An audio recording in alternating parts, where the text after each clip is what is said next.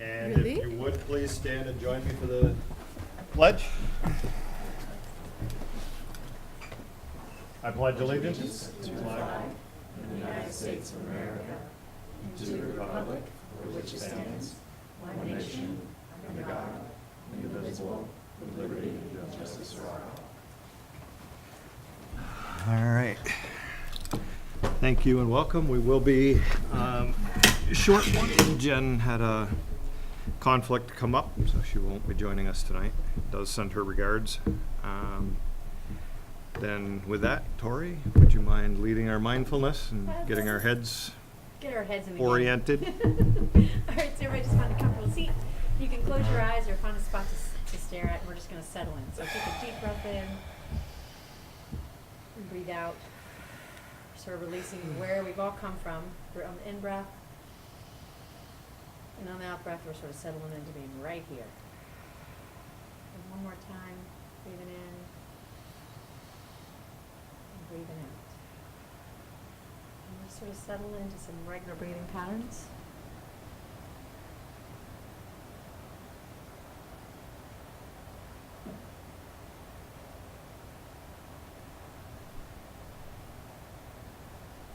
As you breathe out, you might notice where your head is and the resonation from where you're coming from.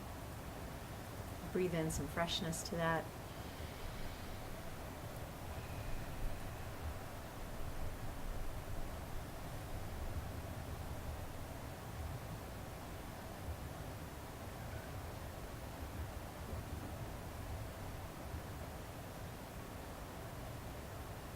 As you inhale, you can also breathe into your shoulders and head, where we tend to carry a lot of the weight of the work of the world.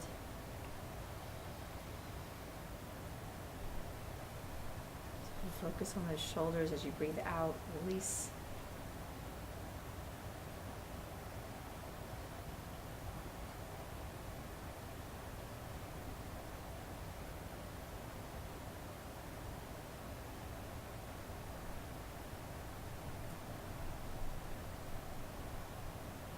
And on our next inhale and exhale, we're going to breathe into our intention for Winooski. We're here to govern for the better of all students, families, and community members.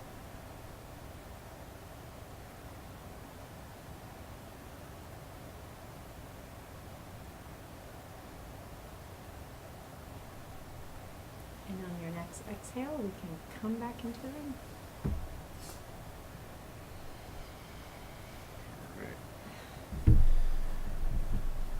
So oriented. Thank you. All right. Agenda review and adjustments. I have a few. Just wondering if anybody had anything else. Anything come up? Okay. One agenda review item would be to move section 6C up, which is the discussion about the capital project. Move it up to the first item in section C, and then we'll do the financial management report after, to take care of the folks that we have in the room with us. And thank you for all for coming, by the way. Appreciate that. I would at this point also like to add 2 items to the consent agenda.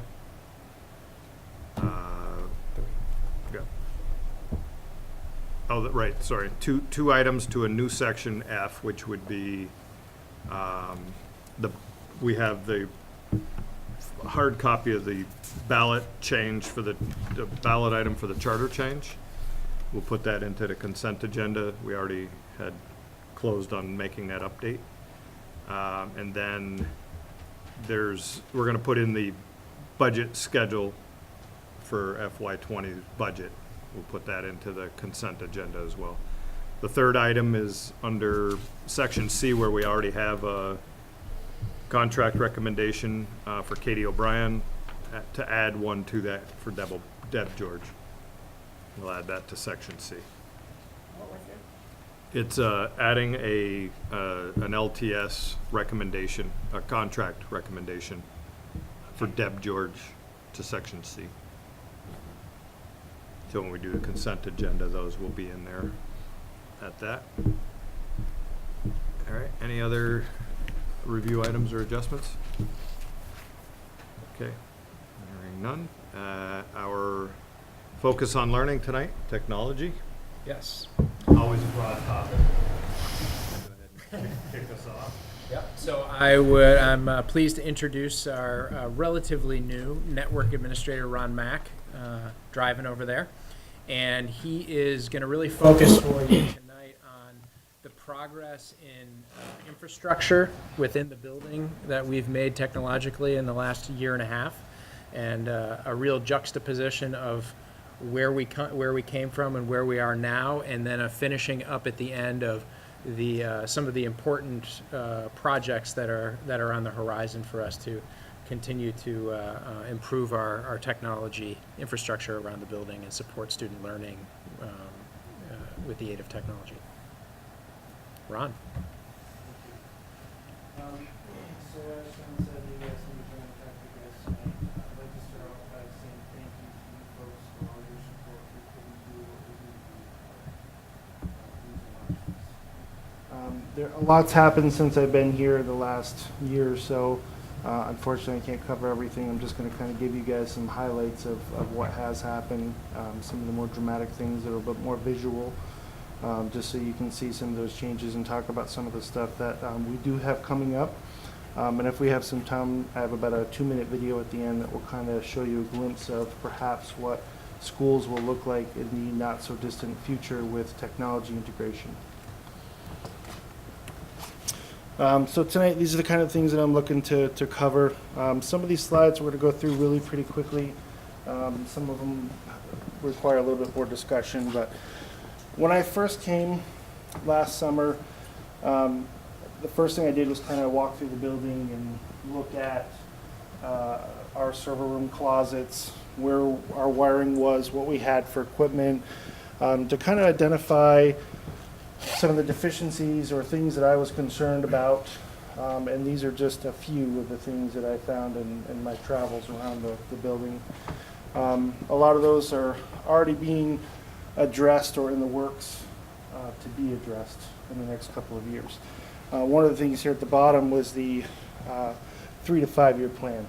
So after I had a chance to kind of walk around and triage, if you will, Sean and I had a meeting, and I said, I think it's going to take us probably 3 to 5 years to really get our network up to where we need to be as far as reliability, redundancy, and the other expectations that we need to meet our staff and students. So when I first walked in, this was our main server room. It was more of a museum, really, than it was a server room. If you guys notice, there's a first generation iMac there, which we haven't used in many years. Several other computers in there that are quite out of date. I took, our team took about 500 square yards of e-waste my first year here out. And there's still more that needs to come out. This was the Jfk Wiring Closet. And as dramatic as it looks, honestly, this is actually pretty common for IT closets, unfortunately. It's not my style, but it's not uncommon to see. Maintenance, student services, second floor wiring closet. Middle high school, not so much a closet, but an area, which is maxed out right now, by the way. And then I started to look up in the ceilings to see what we had for wiring infrastructure up there. Now, granted, when this building was built, it wasn't built with networking in mind. Networks weren't really a consideration. Phone lines, private branch exchange, minimal wiring. Nowadays, cabling is a big thing. It's something that we really need to think about when we do construction. And how. And there's a whole list of issues with this, but this was just a peek of some of the things that I saw up in the ceiling that is concerning. Data cables running close to power lines, not a good idea. Causes all kinds of problems. The absence of a track system.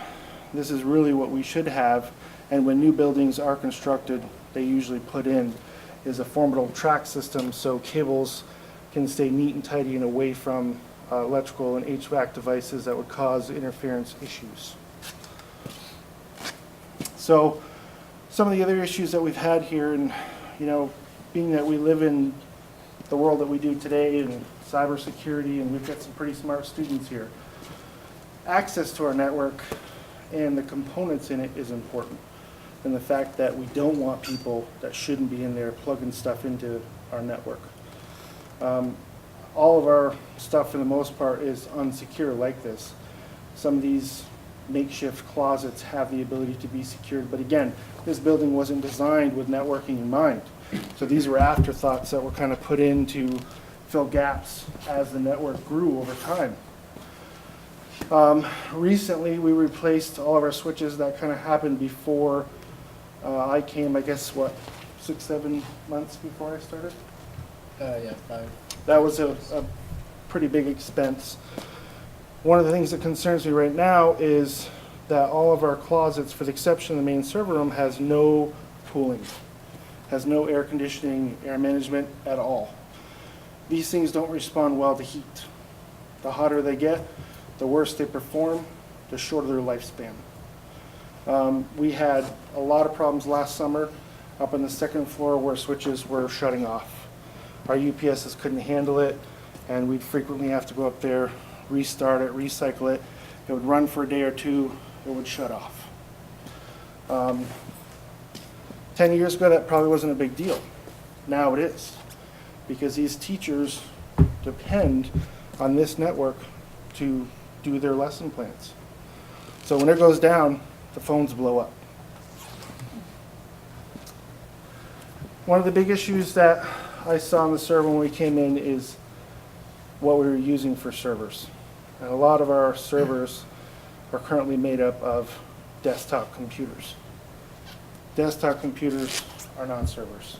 They're not designed to handle the load or the amount of users that we have accessing them. So a lot of the complaints that I heard when I got here was the network's slow, connectivity is dropping, we can't print. A lot of that goes back to what we're building our servers on. This is a regular desktop computer. Basically has one network connection, one power supply, one of everything. It's designed for one user. Server, on the other hand, has multiple network connections, more than one power supply, and multiple access cards in here. So if one fails, the users never know it, because the system keeps running. On a regular desktop computer, if any one piece fails, it goes down. And we saw that the first year I was here. These are the old wiring closets down in JFK and up in the second floor of the high school area that still need to be cleaned out. Unfortunately, some of that stuff is still tied into our paging system and some of our old phone line stuff. And at some point, when I get some of the more pressing stuff out of the way, we'll go through and start working on disassembling that and removing that. But as you saw, the ceilings are full of cables. Tracing some of this stuff back is impossible. So you put a new one over the top of it and add more clutter. That's usually what happens. Yep. It's cheaper and easier to run the new stuff than it is to go back and weed out the old stuff. So this is what we look like now. JFK, when I first came, this is what it looks like now. Basically tore apart the entire closet, rearranged the switches in there, and recabled it all. The team and myself spent some long nights doing this, but we did a lot of cleanup. Found a lot of things that were mislabeled, not labeled, had no idea what it went to. Which again is a problem with buildings after they've been renovated over time and things have been added. Second floor. What concerns me here with the middle high school the most is that we have no more room. No more room to add any cables in there, and it's hot and noisy up there. We need additional network cables around, and we have no place to put them at this The point. network cables hook up remote. So our units. network cables hook up our Wi-Fi access points, our telephones, our printers, our desktop computers, our door key access system, our camera system, and several other things. We have well over 2,000 devices that rely on our network here every day.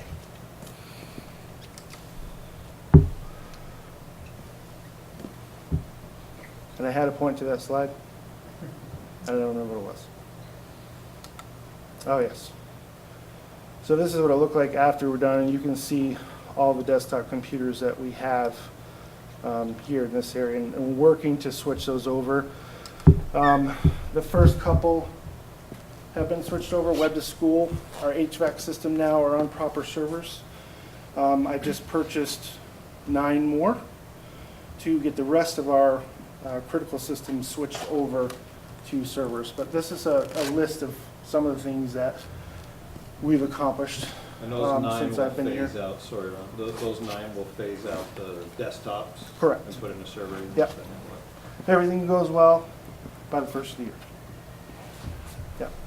So we put in a new firewall system, which is great, good timing. It has a backup unit, which is nice. That's what we want in case the primary one fails, which it did 6 months after we had it. The best part was nobody even knew it, not even me. Came in, looked at it one day and said, the lights are off. That's not good. The backup took over, just like it was supposed to. That's how networks should be. If things fail, we don't want users to know it. They keep going. So this was a big thing for us to have that. Wiring closets, a lot of the connection issues with Wi-Fi. I had a lot of complaints about Wi-Fi when I first started here. It all got reprogrammed. The complaints dropped 90%. People still complain a little bit about the guest Wi-Fi. Unfortunately, that is a result of the type of Wi-Fi system we're using. It's just problematic because of how it does its security. But the new staff and the student that we created, speeds are much better, connectivity is much more reliable, a lot less complaints. We've worked on phasing out Apple devices, given their cost. I can get 5 Dell setups for the cost of 2 iMacs, which is what we've been putting in the school. We've established a central server for our department use to store and centralize documentation about our network, which has been a big problem. Because when I first came in here, I was looking for documentation, information about what things were and where. We didn't have it. It was very time consuming to dig into things and find out what things were and where and what the passwords were and what the settings were and who the contact was. So we've been working on documenting that. We've also been trying to handle stuff more in-house so we can take ownership of it. One, it teaches our team how to do this stuff. 2, when there's a problem, we know what was changed and when. And more likely where we need to start looking to fix it. We have a new website. I thank Matt for that. He's done a great job with that. And we have our new web to school and HVAC servers, as I said. Next, we're looking at washing out the rest of the servers. The server room at this point is going through a new build because now we have racks in there for these servers. Working on revising the database backup systems for all of our units. We're looking to secure the network more. We have a lot of personal information here on our servers. We, just like everybody else, are at risk for botnets, cyber attacks, malware, you name it. That's an important thing that we really need to work on. Network monitoring software, I actually just purchased it this week. Started working on installing it in our systems, so it gives me real-time information on what our servers are doing, what they need, if anything's wrong with them. I even get an alert on my phone if one of them was down. Replacing aging devices. We've got a lot of iPads, a lot of desktop computers, a lot of Wi-Fi access points, some of the first ones that were installed that are on their last legs. They need to be replaced, and we're working on doing that. And we're also working on establishing department protocols. So if somebody gets a fishy email, how do we handle it? Here are the steps. So lastly, I wanted to share this video. Thought it would be interesting to get a glimpse of what the future might be. Introducing PowerSchool's Classroom of the Future, powered by the Unified Classroom.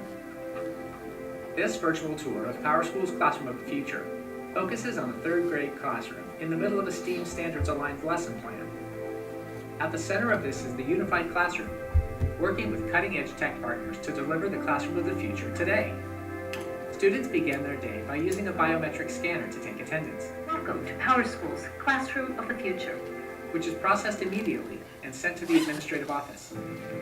In the self-guided learning zone, students interact with a standards-aligned activity that has been assigned by their teacher through the Unified Classroom. Next is a collaborative, personalized learning activity, where students use the Unified Classroom to follow instructions and create a 3D printed animal related to today's biome lesson plan. After the lesson plan is complete, teachers can quickly create, administer, and analyze a short quiz to check student progress. After identifying students in need of intervention, the teacher will increase engagement by assigning a virtual field trip. At the end of the school day, the teacher will review student progress and behavior. Questions about missing assignments or news about classroom activities can be easily communicated with parents through the Unified Classroom.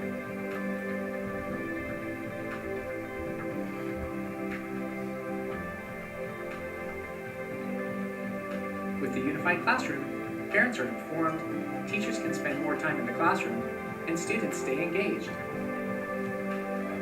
The Classroom of the Future is an exciting look at what life could be and what life could be today in the classroom. And the goal of every educator is to make learning a personalized experience.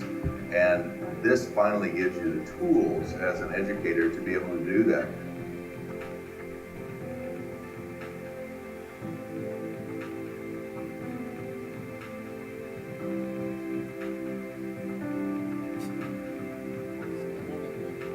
It's exactly what I've been wanting to see.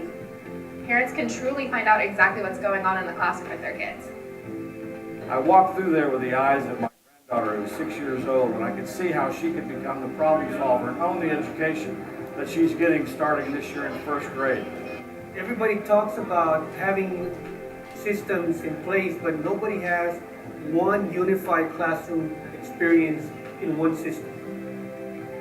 Attendance, rating, student behavior, assessment, discipline, everything flows into one area, and it really makes it the unified classroom experience something of the next generation is going to be able to enjoy and see. It really is the classroom of the future.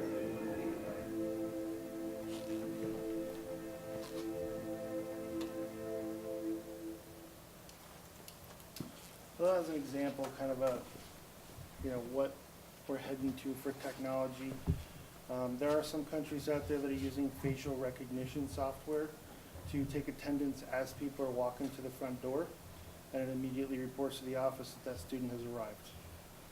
They're also using cameras in the classroom to do facial recognition to see how students are feeling, whether or not they seem like they're upset or they're engaged, because if they're not in the right mindset, then they're not going to do their best. They're not going to be able to learn and retain information. So some very cool stuff coming down for schools. It's a very exciting time. I think in the not too distant future, as you can see, we're going to be seeing some big changes, or at least some big possibilities for students to, reinvent education in a different and a very exciting way. Scary way for some of us that, had one computer in their entire school growing up. Now it's everywhere. but if you stop and think about how technology has entrenched in our lives, it's going to continue to be a big piece for tomorrow. So, any questions? Anything I can? And I guess from my standpoint, data security, obviously you mentioned it, becomes one of the key focus items for me. You hear a lot about data breaches. Is that something you feel you are equipped to help handle with the time, with, you know, in the relative near term? Scares me a bit. Is that because you're constantly chasing an unknown? It changes every hour.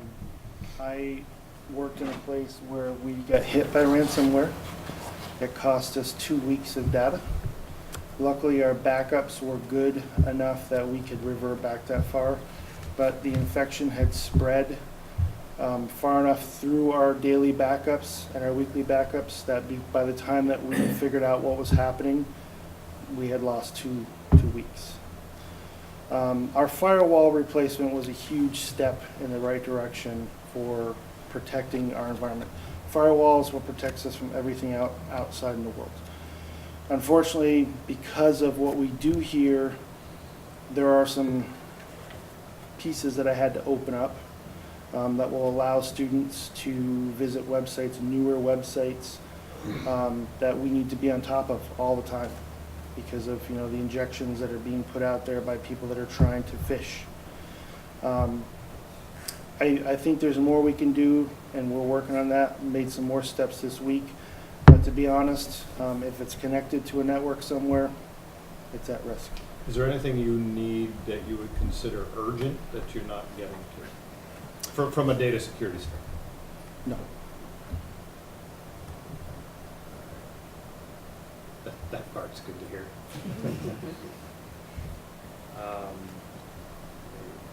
I'd just like to say thank you for all the hard work that you've done in the last, just looking at the pictures and all that.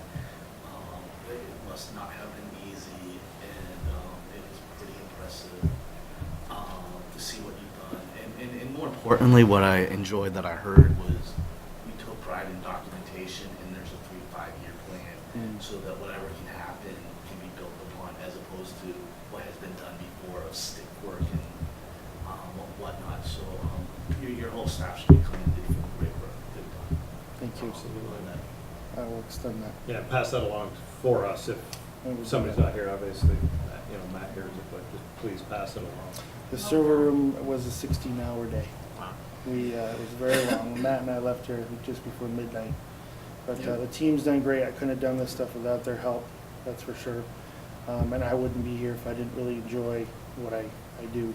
I'm a geek, you know. I love what I do. So. But if you guys ever want to stop in and see us, or you have any questions at all, please feel free to email me, call me, or stop into the office. Great work. I got two more things here Sure. before we play it. I know you guys are the end users of all this stuff for those in the room, and I actually have a captive audience tonight. Do you see over the last several years of vast improvement in availability? Just needing it and it's there? Absolutely. God, yes. Yeah. That's always the ringing Resounding endorsement, yes. having the user in the room. So that, and you know, there's always places that somebody wants to go and they can't because you've cut them off. But those discussions we can have at another point in time because that's a different topic. The only other thing I had for you is you know, it's a mess. We spend time cleaning it up. That's all the here and now. When I first started, there was talk about us as a school making a decision some time ago, connecting directly into the fiber optic. If I understood it right, there was a fiber optic line that came right into the school rather than having us be a branch from it, which helped a great deal. No, we have a direct fiber connection. That was years ago. Yep. As we look forward with the adoption of 5G and all the rest of the bandwidth enhancements that come with that, that's your 3 to 5 year plan, all incorporating those details. We just doubled our speed this year. We were previously at a 1 gig fiber line, and we're now at a 2 gig. with 10 gig capability if we wanted to go that high. Because the 5G is going to drive you higher Yeah. than the 2 for sure. It is, yeah. And as video quality goes up, files become bigger, and the need for bandwidth is going to be. This video is what drove the question. You start getting a classroom that is linked to that level. One classroom's not a big deal. Right. 30. you And start there are growing. days where we can feel it in the network, where we'll get calls from teachers. We've got a lot of people trying to log on and take tests right now. That's not a problem with our outside line. That's a problem with our internal network and what our Wi-Fi access points can handle. We've deployed 12 more this year. We've got another 10 that we're trying to deploy. The problem is that a lot of the original ones that we have in here, they don't have a lot of bandwidth capability. So regardless of what we're connected to the city for, we're limited to what we can actually handle in-house. Right, I guess that was part of my other point, though, is the stuff that we're getting today to add. Are we adding some of the same old stuff that we've got No. because it's there? Or? We're stepping it up with more bandwidth capability, bigger devices that can handle a bigger load. Yeah. So students, Sophia and SVG, all notice a difference? Definitely, yeah. Yeah, ever since we got the guest Wi-Fi, student Wi-Fi, and staff Wi-Fi, everything's been moving faster. And I remember when we all tried to take like the Reading Plus test and all that, it would be super slow in my freshman year, sophomore year, but yeah, Good. past year it's been all Students are right. feeling it too, which is Yeah. Thank you. And There's the endorsement right there. In IT, our thanks is usually no news is good news. So if the phone's not ringing and we're not getting tickets, people must be happy. Because when they're not, we know it. But thank you. Here long enough. Thank you so much. Thank you You're so much. welcome. Appreciate it. Let's set up while you guys do consent. Okay. All right, so moving into public comments, separating anybody here with public comments. Seeing none, moving along. I would accept a motion to accept a consent agenda with the 3 ads that we talked about at the beginning. So moved. Any other discussion on the consent? One thing to point out, which was super fun, I thought, was that the 6th grade expedition doing, with their expedition, the question that they're exploring is what's the relationship between courage and happiness? That's awesome. That sounds like such a fun project. And that JFK got the PBS Exemplar Award. Like, we talk about being able to support our students and really keeping everything clear and speaking the same language. That was awesome. Driven by need. Yeah. Driven by need. So it's great to for see sure. the progress and seeing levels. Again, I think Sean's, and you keep touching on it each month, is Sean's report to us. I don't know if anybody has any input to it, but it goes an awful long way to help us understand what is going on and what we've got. Obviously, you To know, celebrate and be proud the of. Teacher of the Year doesn't, Right. you know, it's a ringing endorsement for all of it. So, all those in favor of accepting the consent agenda with the ads? Aye. Opposed? Okay. All right, into section 6, move C up, talk about the capital project. Sean? Right. So before we get into the presentation, I wanted to, practically everyone here is a member of the committee, and so I wanted to just have people stand up and say their name and what their role is in the school. We have a wonderful committee. There's a few folks who weren't able to be here tonight, but you know, it's been a really robust and inclusive process of having a lot of folks in the organization that are really interested in trying to move something forward and have put a lot of time and effort into what you're about to see. So maybe if we could start with Catherine back there. Hi, I'm Catherine Monhay. I'm one of the school nurses. I'm Nellie Maley. I'm an ELL teacher at the high school. Dave Epstein, Truex Collins. Cam Featherston, Truex Collins. I'm Matt Dial. I'm the librarian. And I'm also on the committee as well. Matt Gonzalez, web manager. Catherine Levine, speech language pathologist, preschool and kindergarten. Matt Webb, instructional coach for proficiency-based learning for the middle high school. And I'm Rebecca Goulet, the finance manager. Great, thank you. Yeah, and do you want to, is this your brother? Yeah. Introduce your brother. I'm Chris. I'm a citizen. Thanks for coming out. All right. Yeah. Awesome. Yeah, Winooski resident. And I want to invite Matt Webb and Catherine up. They're going to, we're going to share in the presentation of the first part and then loop back at the end. And in between, we're going to hand it over to our Truex Collins folks to present to you. So on our agenda, we did the committee intro. We're going to spend a lot of time on the why, and then you'll see some of the other things, the project schedule and so forth, culminating in a recommendation to the board, and then hopefully some really important discussion after that, and we will be looking for some direction from the board in terms of next steps. So as we began to kind of think, we'd done all this work, right, for about a year and a half, and we began to think, like, what is the best way to really present where we are and why we're ready for this next step. And so as Matt and I in particular started kind of reflecting and trying to pull this narrative together, we came upon three themes that we thought were really important and really prove that we're ready for this next step. And they are trust, progress, and pride. And so in the area of trust, some of the examples I think that we've really built trust throughout the community, in the school and so forth, really started with you guys, with policy governance 6 years ago, 7 years ago. And developing really clear roles and responsibilities and setting the tone at the very top. And that kind of filtered down into the organization, and I do think distributed leadership. We now have folks within the organization that have opportunities to be a part of leadership, whether that's the district leadership team, the building level leadership teams, whether it's the student voice that you hear about monthly in the reports. Whether it's being a part of this committee, there's a lot of leadership going on within the organization.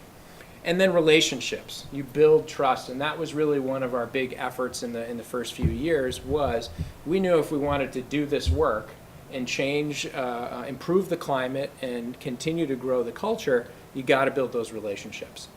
Some of the key relationships have been the school and the city, and on many levels, programming through Thrive, summer programming, and so forth. Another really key relationship was between whether it's the board or whether it's the administration and the Teachers Association, the Support Staff Association, through negotiations, through all the work that we've done in preparation for how we're going to work together within the school when things come up, has been really powerful.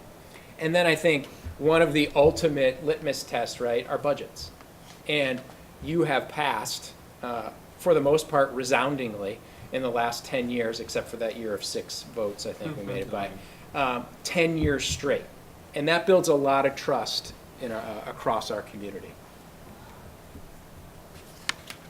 Okay. So, as a school board, you know that our district has made a lot of progress and continues to make progress. And I'm going to highlight a few key points here.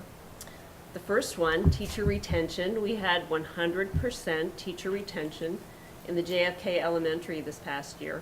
That's pretty great. When was the last time you remember that happening? I don't. I don't remember it happening, and so that tells me that teachers want to be here and want to teach here. Our second point is investment in student learning or student needs. And that really is the board's commitment to increase staffing in the areas of literacy, behavior, ELL, and special needs. For example, we now have a literacy coach in the JFK Elementary, and we have 2 literacy coaches in the Winooski Middle and High School. So thank you for that. More students are attending preschool, and then they're ready for kindergarten. As I mentioned, I work in the preschool, all the preschool classrooms and the kindergarten classrooms, and I see this firsthand. So when our 3 and 4-year-olds attend our preschools, they learn social emotional skills that are so critical for them to be ready for kindergarten. And there they are. They show up at kindergarten and they're ready to learn. They can sit down crisscross applesauce. They can follow an adult-directed activity, and they know how to share, which is really important in kindergarten. And the final point is that students who consistently attend our school, preschool K, up through grade 12, those are the students who are meeting the reading and math standards. That's really important. So we want families to stay and help their students have that continuum of good education from preschool up through grade 12, and they will be meeting the standards. So it's our feeling as a committee that an improved facility will help support and encourage this.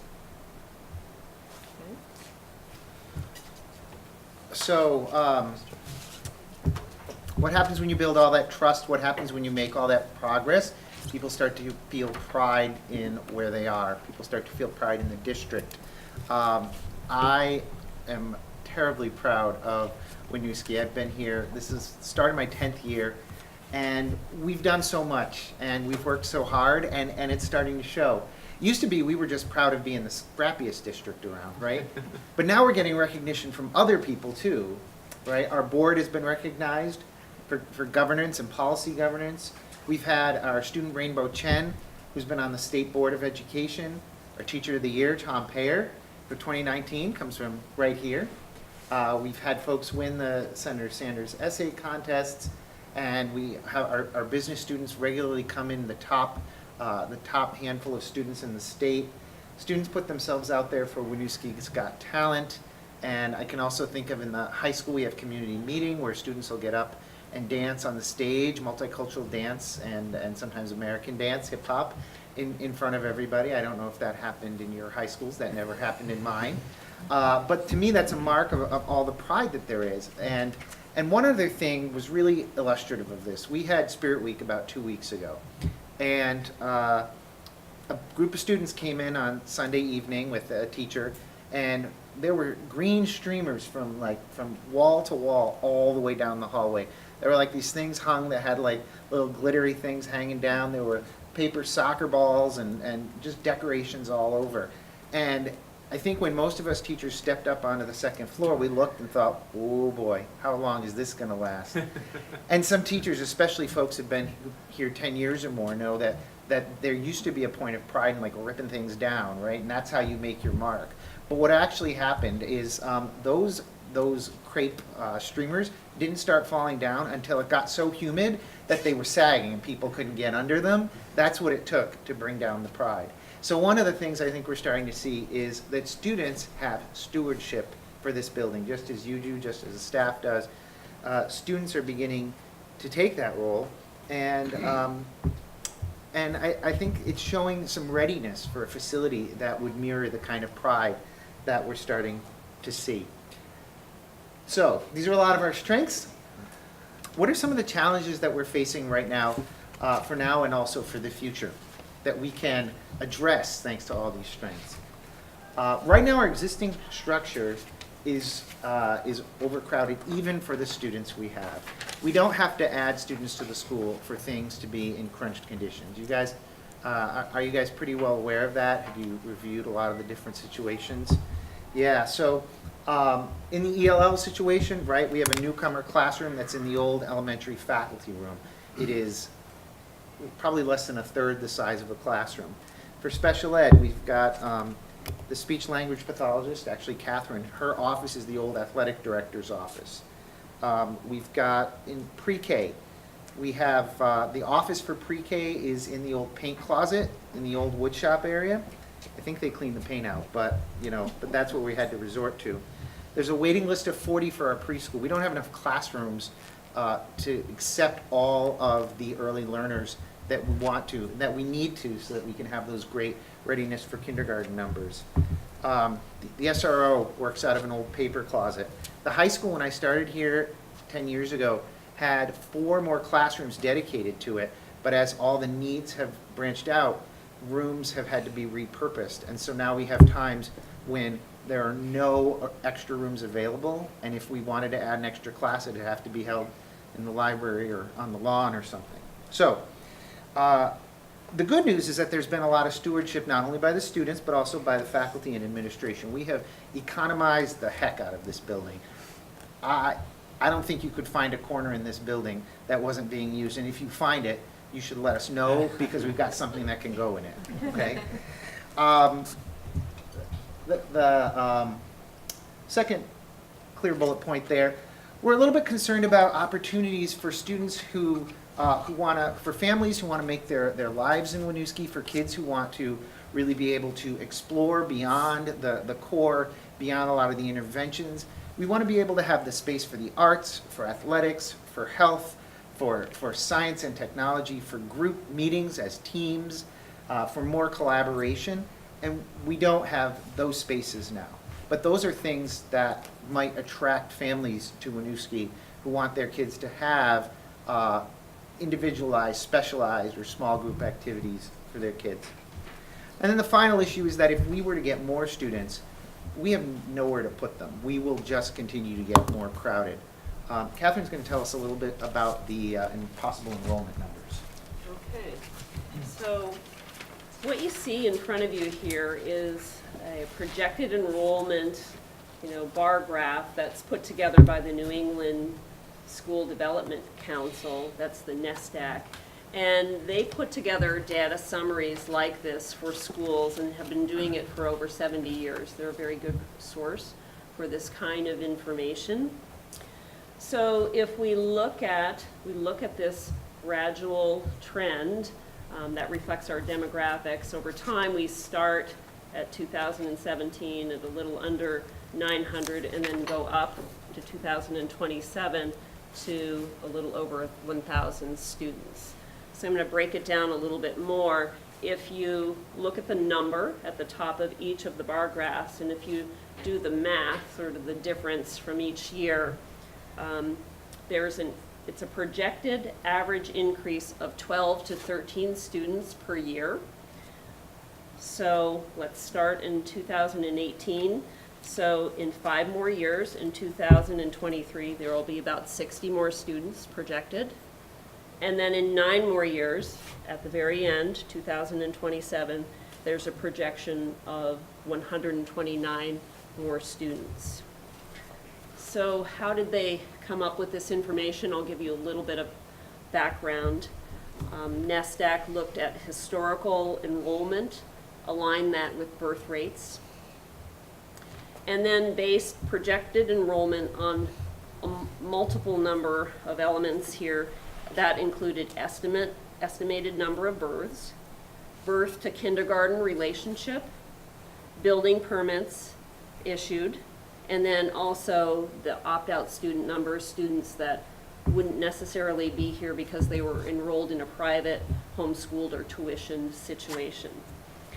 Know that these numbers here that you see before you include our pre-K students who are currently in partner programs, and also include students who have individual education plans who are in an out-of-district placement. So this report is from October 2017, and it's my understanding that the board will be getting a new report, the updated report, next month in November 2018. You got it? That's still me. All right. I guess this is the bad and the ugly part, but I'm going to just talk about the 2 pictures here that are related to leaky roofs. The top one on your left and the bottom one on your left as well. And so I think everybody knows that the roof of our entire school campus here leaks. It's been chronically leaking for a long time.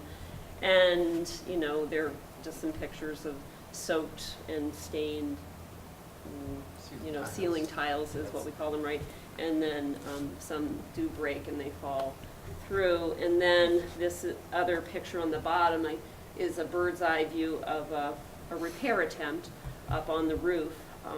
But we know that it doesn't work very well. Anytime it rains, for the maintenance crew, it's standard issue. It's like they're given 2 buckets, and then they go out and then they place the buckets in all those areas where they know it's going to drip. And those buckets, you know, get in the way a little bit of a safety hazard. And then recently I had an experience with a different kind of leak.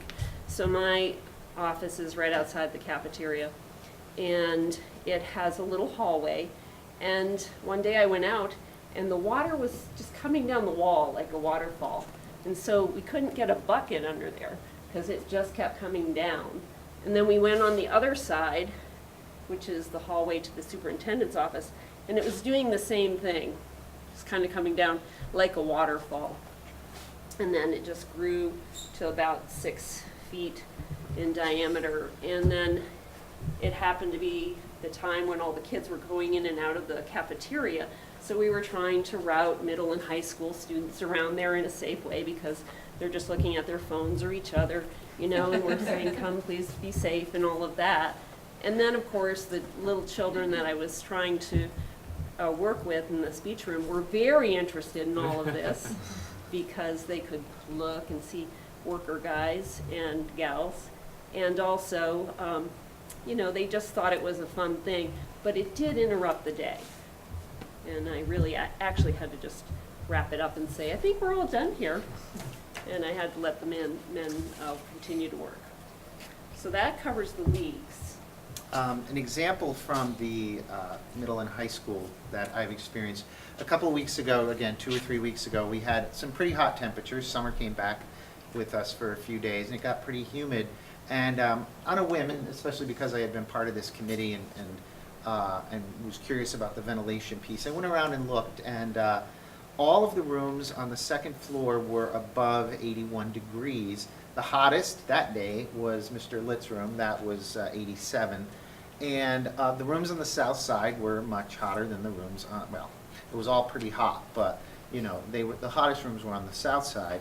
I went through the middle school, and except for the first floor room on the north, they also were really hot rooms. So I used to teach on the second floor, and I remember the way that I would dress for school wasn't based on the weather, on the temperature. It was based on whether it was going to be sunny or not. Because I remember climbing up on a table to hang something at one point, and I looked up and I thought, well, it doesn't look like there's any insulation. There must be insulation up there, right? But it turns out we discovered there isn't insulation up there. And so no wonder the sun would beat down. And when the sun beat down, it got hot. It didn't matter if the temperature outside was really, you know, was below freezing. It got hot. And you can just imagine that the reverse is true. With our windows, I used to tell my freshmen that there was a ghost because there was so much howling, and they mostly didn't believe me.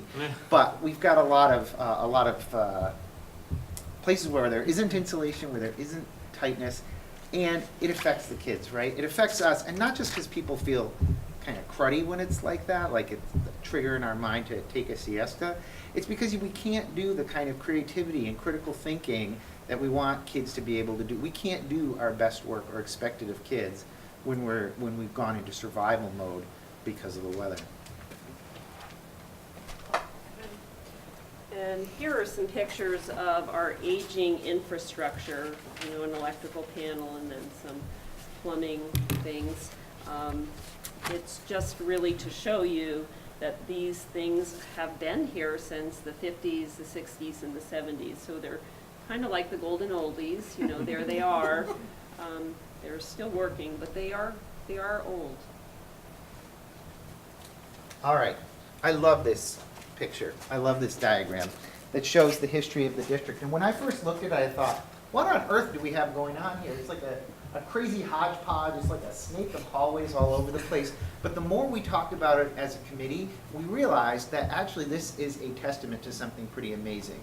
This is a testament to the vision and stewardship that Winooski has shown for its education for the past, doing the math here, 61 years. So the green part, this is the high school, you got the gym here, high school up here, middle school here. That was built in the 1950s. And at the time, Nancy Keller was telling me the other day that Bert Villemere once told her that that was built shortly after the mills closed. And Winooski didn't say, we give up, shutter up the town, ship the kids somewhere else. They invested in education. They invested in their kids and in their community. They built a building that had a gym. The old high school didn't have a gym. It had a gym, it had a great technology center, it had lots of space, it had lots of light. Come the 1960s, we move over to where JFK is. Mike, this is ancient history to you, I apologize. You could probably tell it better than I could, but they're stuck with me. So here we go. So JFK was originally built, my understanding is it was originally built as a middle school. It's not how we would look at a middle school today, however, but it is what's the core of our elementary school. It was added on to the late 60s, from 1970. And at the time, again, the city was investing, the board was taking stewardship for offering really good education for their kids. In the mid-1970s, this little back area was added. It had a community meeting space and technology space as well as some locker rooms. But again, the city was investing and saying these kind of spaces are necessary, they matter to us. 1991, probably the most consequential one in people's memory, was when they attached the two buildings. So the high school was here, JFK was there, and all the stuff in yellow was built. Again, the city looking and saying, we can do something really good and important here. We can show some really great stewardship for our kids. And they built the Performing Arts Center. They built the cafeteria. So food service had come into Winooski pretty late, and but they realized once they had in the urgency of it, needing a space for that. Big kitchen area, improving I was going to say home ec, you could tell I'm a little old. The family consumer science and technology rooms. So again, a big investment that built coherence, brought the school together, and provided for the community and the kids. And then finally, in year 2000, you can see where the high school office is, where the central offices are, and some elementary classrooms. And to me, that's indicative that we're kind of at a turning point now in terms of facilities and stewardship and what we can do. At this point, the most recent additions have been about kind of extending the snake a little bit. It's about, we're not quite having the coherent facility that we once did. And at this point, to do some piecemeal work really is about adding on the edges. So we're at a place where you guys are able to start to make the decision about how can we lend coherence to this building? How can we help us take the next step? And how can we do what generations of school boards before you guys did and the community, and that is have a facility that we can really be proud of and say speaks to what we want for our kids. Great. Yeah. So now I'm going to invite David and Cam, or David. I'm going to start, and then Cam is going to... You want me to do slides for you? Sure. Okay. That'd be great. Thank you. I'll be on deck. So, I'm going to talk a little bit... Should I say that over here? Is that over here? I'm going to talk a little bit about where we are on the project and how we got to where we are now. That'll be brief, and then we'll spend a little bit of time just summarizing what the design plans are, and then Cam is going to talk about some of the cost issues, and then I think Rebecca and Sean are going to talk about some of the financial implications. So this is a schedule, a project schedule, and I'm going to turn on my pointer. I don't know if you can see it, but this line here, this vertical line represents where we are now. So you can see all the steps that we've taken before. It's been a very robust process. The committee has been awesome. We've started really at a very foundational level, and then we brought it to a very specific design that we want to show you tonight. And where we are right now is at a pivotal point, as Matt was saying. because now we're at a point where the project is defined, we have costs for it, and we want to talk about the next steps and get guidance from the board. And you can see here this big blue bar is community outreach, and then over at the end of this community outreach is potentially a bond vote. Should the board decide to move forward with the project, then there would need to be a decision made in late March, early April about whether to warrant a bond vote. So I just want to put this whole conversation in context of a timeline, at least in terms of what the committee has been talking about. And why is this important? This getting a vote in before the end of the school year allows, should it be successful, would allow for the development of the construction documents, the tendering of those, and a construction start in 2020. If you go much beyond that point, you lose a year. And given the urgency of the needs that you heard tonight, and given the cost escalation that's currently happening in the marketplace, the committee felt strongly that it was important to try and hit these targets. So if you recall, we had the visioning workshop, and out of those came these guiding principles or visioning statements, and I want to just spend a minute talking about them because they're so important to how the design was developed. And these were really important foundational concepts that were developed by the community, not just the committee, together. And I want to point out a few of them because they're just so important. Besides creating a school that supports the well-being, you'll see a student-centered approach that is focused on calmness and tranquility. So when we get to the designs, I'm going to point out some of the features that help kids stay calm, regulate, and that was an extremely important part of the design approach. In learning, you'll see the bolded line, schools' team-based approach. This was a huge driver because this is a great example of how education has evolved, but the building hasn't. So in every grade level, the school currently teaches in a team-based approach.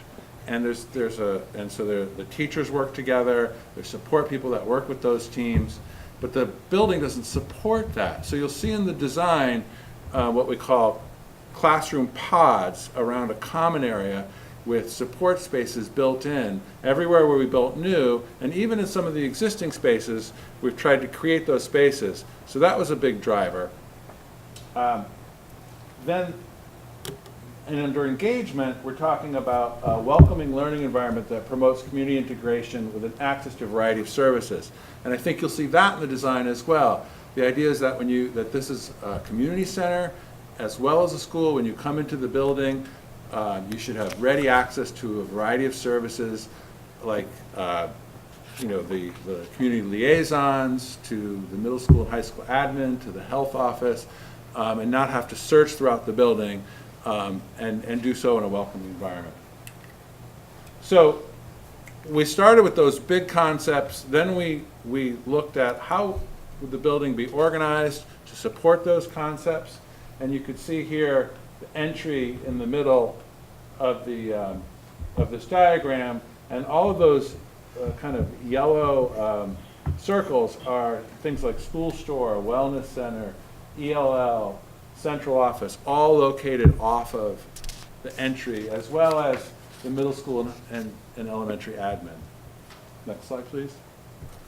Then we drilled down even further and came up with a very detailed space needs program that listed every single space, both existing and proposed. And this is a little screenshot just showing you the level of detail. Next slide. At the same time, while this was happening, we also did a very thorough facility evaluation, which I know we've talked to the board about before, and some of the findings were alluded to earlier. So we have costs, we've developed separate costs for that, and we've developed costs for the design. So you'll be able to see both those segregated and combined. Next slide. So let's get into the design. and I know you've seen this, so I'm not going to spend a ton of time, but I want to point out some of the features, because it's really the continuation of everything we've heard that the school's been working on. It's really the culmination of all of the great progress that's been made, and in terms of pedagogy, school spirit, climate, and culture. So this is a site plan, and the gray is existing, and you can see, as Matt was showing in the historical plans, it's somewhat leggy, and it has a lot, it's like a snake. So what we've done is we've added to the building, because as Matt was saying, just to accommodate the existing population with the current services and the way education is delivered, and supporting the pedagogy in terms of the team-based learning environment, there needs to be additions.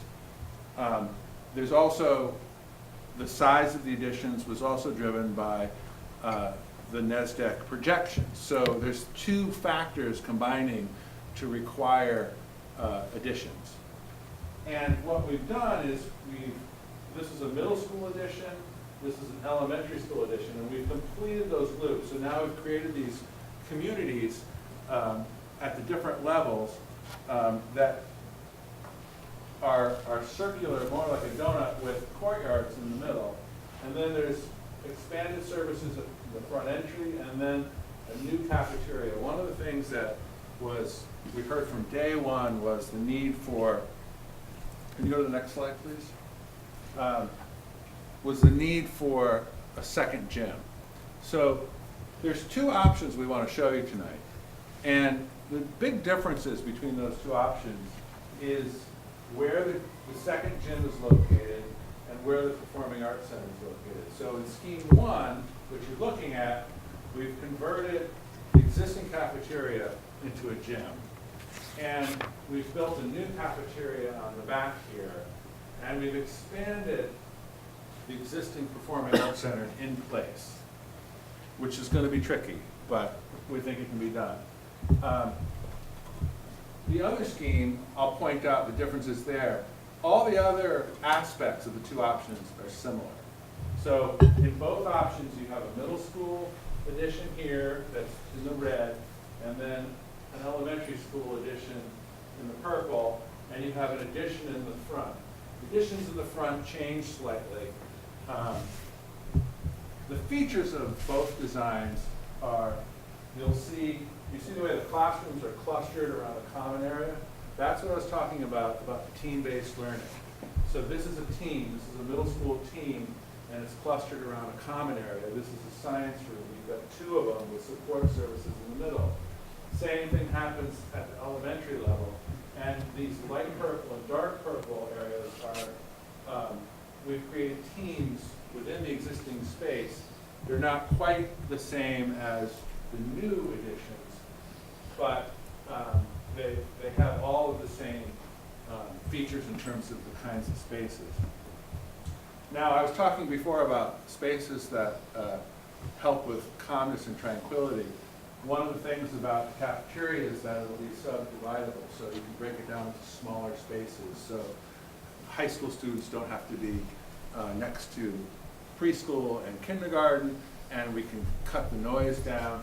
Also, you'll see here, these are corridors, what we call single-loaded corridors, and those have glass that face into a courtyard where there would be plantings in nature. So you always have access to natural light. You always have access to calming views in nature. The other thing I wanted to point out was we talked about a welcoming, the welcoming feeling and at the entry. So in each scheme, as you come in, there's a generous lobby. You have high school admin here. You have elementary admin here. You have the health center here. You have ELL there. So you have all these services right when you come in. So parents and students and community members don't have to wander through the building to find what they need. So what we're really trying to do here is embody the all of the good work that's been done and support. We're really trying to create a design aligned with the pedagogy and culture of the school, and have it be something that they can be proud of, just like, you know, as Matt was talking about, the pride they have in the school. So option 2, really the only difference here is you'll see this purple box here, and that is a new gym. And so option 2 is more expensive than option 1, and it's literally because of the cost of the second gym. So remember I was saying the differences really are in the Performing Arts Center, so it's no longer here. What we've done now is we've converted the cafeteria into the Performing Arts Center. We put the gym, the second gym, back here, which makes a nice athletic complex in the back part of the building, and the cafeteria, new cafeteria, is where it was on the other scheme. The slight difference is that when you enter, but same kinds of services. The one difference with this one is we have a courtyard between ELL, the library, to let more natural light into the heart of the building. So I'm going to turn it over to Cam now. We're going to talk a little bit about what's it all going to cost. So I get the fun topic. So we thought we'd start with a simple pie chart so you could see where the costs are going. You got a big slice of the pie, a little less than half is in facility essentials. This is costs related to the existing infrastructure. A little less than half of the cost in option 1 is expansion required to meet the current needs. And you can see there's one little slice of pizza pie there, which is the amount of expansion required to build out to the projected enrollments. So if you hit the next slide, we'll get the numbers. So option 1 totals out at $55 million of cost. And you can see there's about $22.5 million, which is wrapped up just in bringing the current facility up to today's standards. About $27 million of expansion to meet today's current population program needs. And it's about $5.5 million additional to build out to the 10-year projections. I know these are big numbers, but this is the cost of doing business in 2018. So in option 2, the pie changes very slightly, and that's because we're really not building, the enrollment projections stay the same, the facility essentials stay the same. We're building out the program a little bit differently to meet today's need, because it really is today's current need, this sort of real pinch point in the program and scheduling around conflicts with, you know, your cafetorium that you have now, which is overutilized.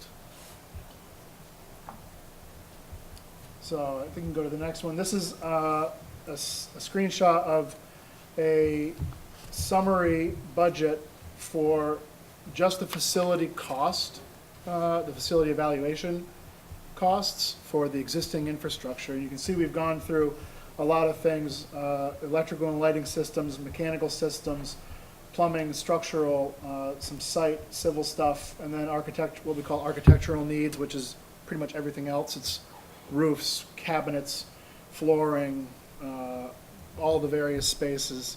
And we've broken it up into 2 columns because we wanted to give you a flavor here for how we think of this. There's sort of current needs in that first column, which is, this is stuff it's really urgent. It's like, you got to deal with this in the next 1 to 5 years. And there's a couple of big ticket items in there, one of which is roofs. That's $2 million just by itself. And that is for, you know, that's the lowest quality roof. It's still a good roof, it's a 30-year roof, but it's a single ply membrane. And then the second column is these are things that we feel you would do in any bonded project because they don't have 20 years of life left in them, the rest of these systems. They've been here a long time already. When you do a bonded project, the municipal bond has a 20, 25, or a 30-year note. Typically, you don't want to go out to bond again in 5 years to, after, if you were to say, just take care of today's needs at 9.4 million, not many people are going to have the stomach to go out for another 14 million in 5 years. So there's an economy of scale in dealing with a lot of these things all at once, having one contractor on site. It's one big disruption. And it's something to think about in terms of what is the time horizon that you look at for a project like this? Just to put it in perspective, we're looking at a 10-year projection of enrollment.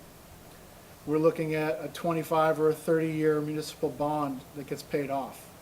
Even if we were to meet the most aggressive possible schedule for this project, if all the doors opened up and we went on through and made it all happen as quickly as possible, the contractor would not be rolling out of here until the spring, or rather the fall of 2021. So that's 3 years away. So we're talking about long periods of time, and really the opportunity here is to take the long view and think about how are you going to build for the future, which is what this project's all about. Help me go back one, please. Sure. The mechanical HVAC system, the difference between 1 and 5 and 5 and 10, what is the add, 3 million add? In the 5 to well, 10 they're million? additive. They're additive. They're additive.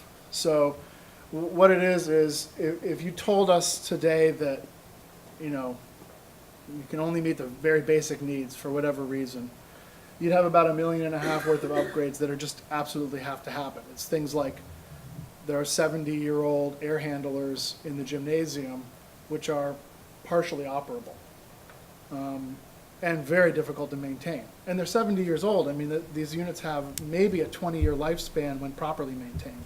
So they're way out of their comfort zone, and they're not efficient when they work.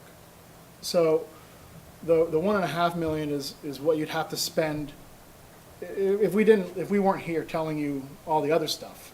That's what we think you'd be spending over the next 5 years just to keep the current stuff running as it is. Without replacement. Without replacement. Adding the two numbers together is what we recommend doing in a bonded project, which is really almost a total gut. It's not quite. The system that was selected from a series of 4 options reuses several components that have been purchased recently, but much of the rest of the system beyond those newer components is hauled out and replaced with new efficient systems. So the boiler isn't in the 1.5, it's in the 4. One set of boilers is in the 1.5, yes.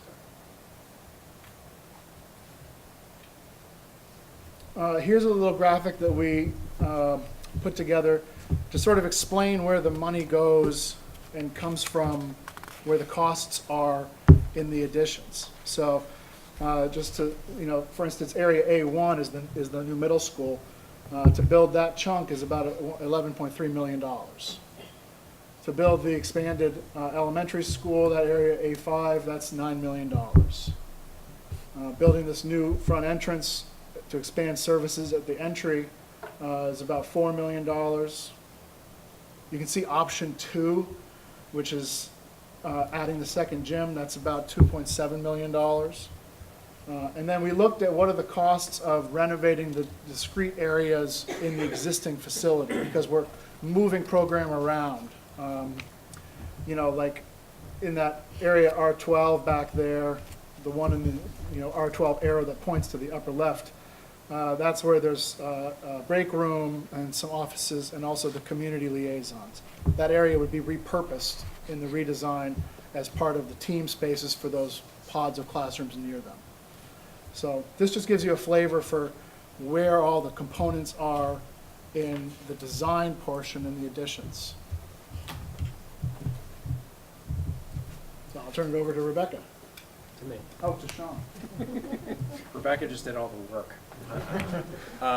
So I have a couple of slides on the finances related to this, and the purpose is not necessarily to get into the down and dirty details of the numbers tonight. It's for you to, number one, know that Rebecca's done a tremendous amount of work already on this, meeting with the bond guy at the bank, talking to the tax department, talking to several of her colleagues who have worked through bonds in other school districts. So we are positioned to be able to get better and better numbers as we move forward.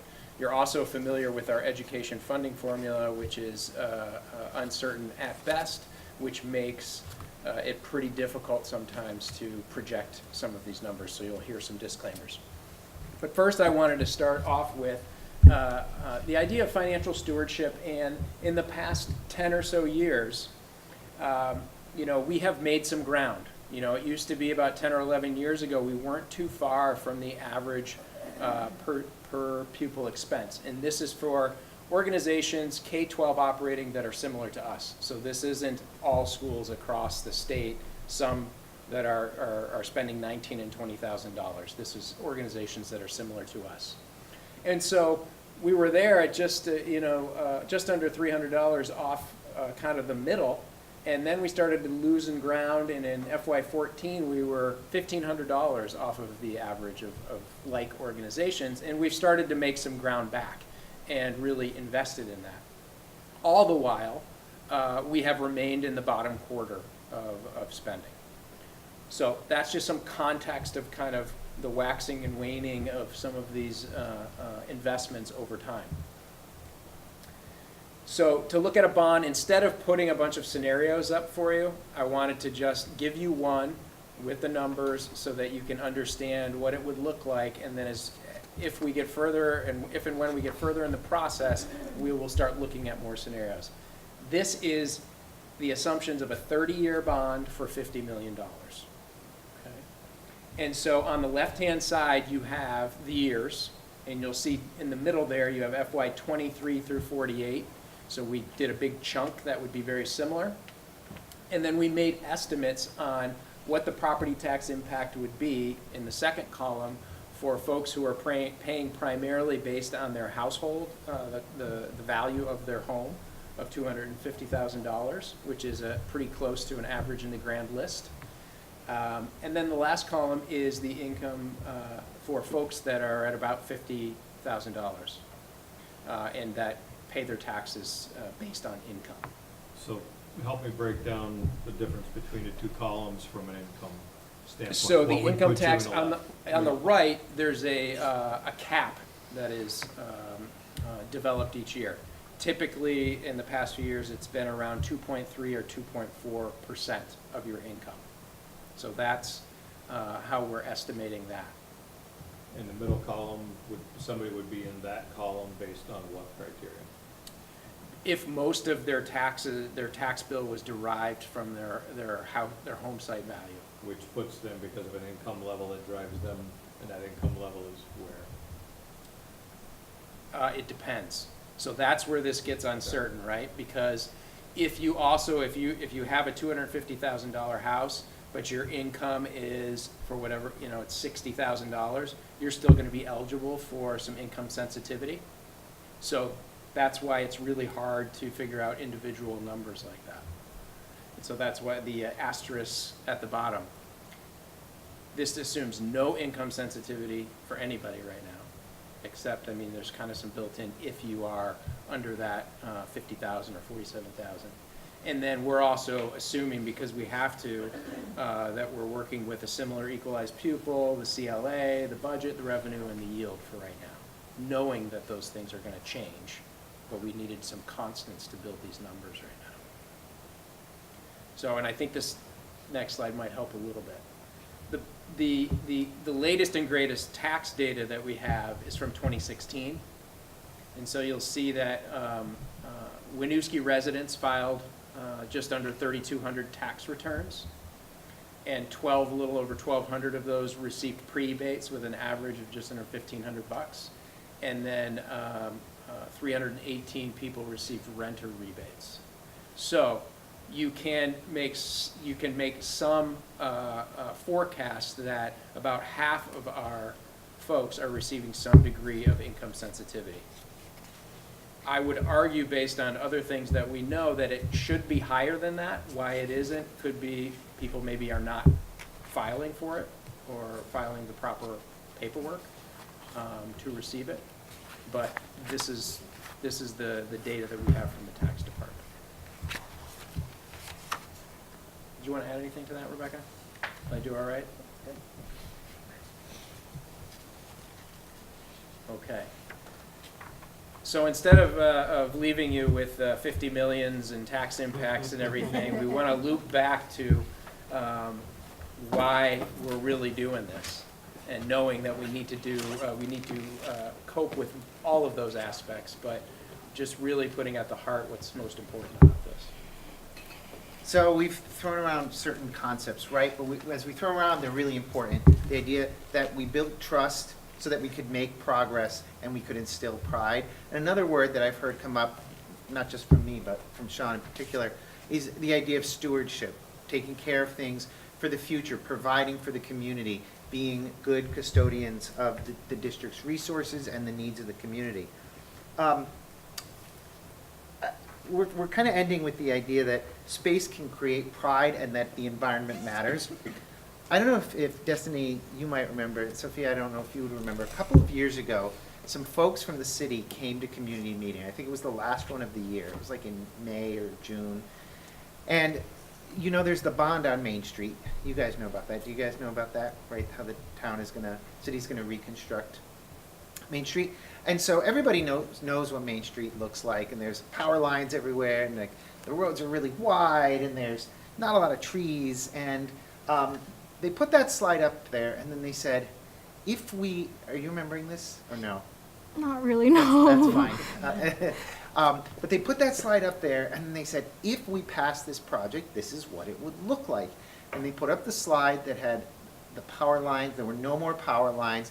There were sidewalks. There was a tree belt. The road wasn't this vast expanse. And just those few simple things, what happened from the kids? In the first moment, there was sort of this a collective intake of breath, and then high school kids, 14 to 18-year-olds, spontaneously applauded. And it was the idea that this is what could happen in our community. This is possible. Our community could look like this. Our community could be this. And just the pride and the joy just came out. I've never experienced anything like it with students anywhere. And so that made a huge impact on our kids.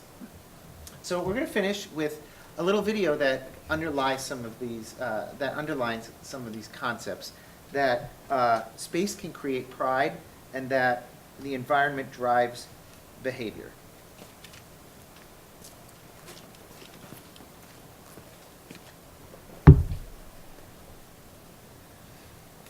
Great presentation from Bill, to learn more about what he's done and how he's done it. I'm going to show you some pictures of what I do for a living in Pittsburgh. And as you'll see, these pictures have got me in some interesting places, including where I'm at today. But it all is autobiographical. Once upon a time, public school kid, started out of school, and an art teacher actually saved my life, a guy named Frank Ross. He got me excited about clay. He says, I'm leaving here. I'm not going to let you die like your buddies on the street. You're going to college. So he hounded me during my senior year till I filled out something called the Scholastic Aptitude Test. Never seen the test, flunked the test, get in on probation, graduate with honors. Now I'm a trustee of the University of Pittsburgh. And I was the commencement speaker. And I got up in front of 13,000 people and I said, don't give up on the poor kids. They might end up being the commencement speaker. And that story I'm going to talk about for a couple minutes. Environment drives behavior. Beautiful environments create beautiful kids. Prisons create prisoners. So based on that philosophy, many years later, I went out and raised a whole pile of money to build a center, that center. This is my concept of what a school for poor people is supposed to look like. This was done by a student of Frank Lloyd Wright, the architect. I met Mr. Wright's architecture when I was 16 years old, and I was determined I was going to build something like that in my community. So I found one of his great students. I built that center, which was the scale model for the Pittsburgh airport. So it's kind of famous. And when you come to see the place, what you will not see is a metal detector or security cameras, because I don't have any, in the highest crime rate neighborhood in Pittsburgh. And in 27 years of operation, No drugs, no alcohol, no police calls, no theft, no vandalism. 0. I'll also take you up to Seabold High School. It's 4 blocks away. Steel doors, metal detectors, bars in the windows, in the same neighborhood. Nobody's that lucky. Environment drives behavior. Beautiful environments create beautiful kids. Prisons create prisoners. So based on that philosophy, I built this center. That's the entrance to the building. Fabulous artwork throughout the building. There's no anti-theft system on any of the artwork. We haven't lost anything in 26 years. Not a pencil. And what we now know is that the way in which you treat people oftentimes sets the stage for their development. The other thing that I'm very strong about is light, L-I-G-H-T. Poor people are always in the dark in their heads. So the idea is to get them out in the sunlight and let them know that the sun's for everybody on the planet, not just rich kids. And that has turned out to be a very, very important principle that we live under.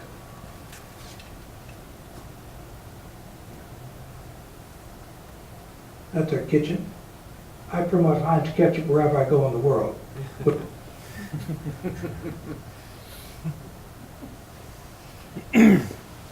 So we're going to get Bill to come raise a pile of money for us. So to kind of finish this up, I want to remind the board the charge that the committee was given was, it was much bigger than this, but synthesized, it was to develop a prioritized list of the needs and the wants, and then to really work with our folks, our designers at Truex Collins to come up with design options, and then recommend 2 to 3 options for those improvements to all of you, and then be a part of, if you so choose, be a part of educating the community, particularly all the expertise on this committee about the educational rationale for these improvements. So our recommendation to you is listed there, that you, in coordination with us, the committee, engage the community in a process of gathering feedback on 2 options for renovation and expansion of the school facilities, those options as presented. And just a little bit more on what that could look like is that while it would be important that the board is leading that public engagement, that the committee would be doing a lot of the work behind the scenes and developing that community engagement process, timeline, and all of those supporting documents, so that board members and committee members would be prepared to really engage the community in a meaningful way around these. And then there's, below that, there's some of the details about what that could look like.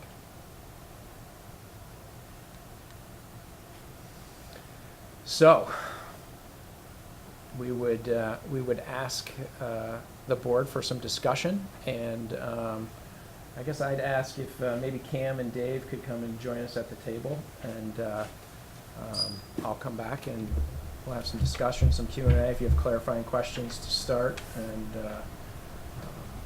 if there's any guidance and or possibility of a motion tonight to get us moving forward. So the end point here is a motion to move forward or not. But Correct. after that discussion. Yep. Okay. I'm going to have to excuse myself here for a minute. Not that I You want us to sit up here? Yeah, sit right there.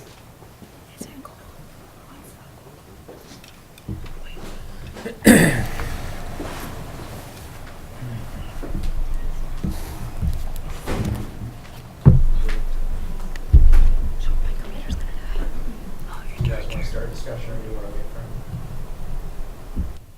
At the risk of redundancy, we probably should wait for Mike to come back. Yeah. Yep, take a stretch break. Yep, good idea.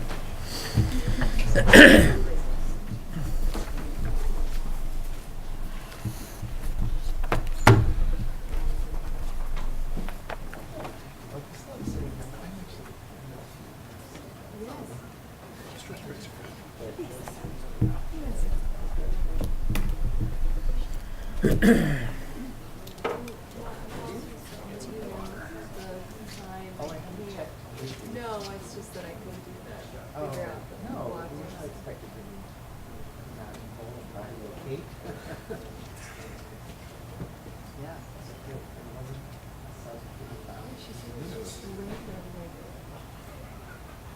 education or people in love and just the feeling of the culture Friday. Yeah.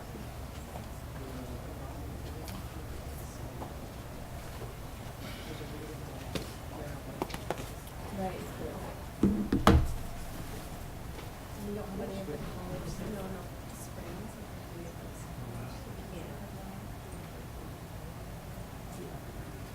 Margot must be able to. She is something.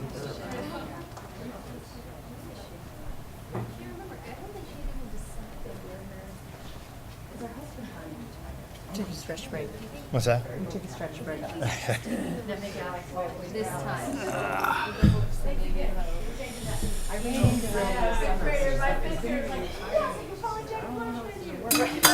saw a colleague of yours on the front page of the Free Press today. They might need a bigger I don't have a free press.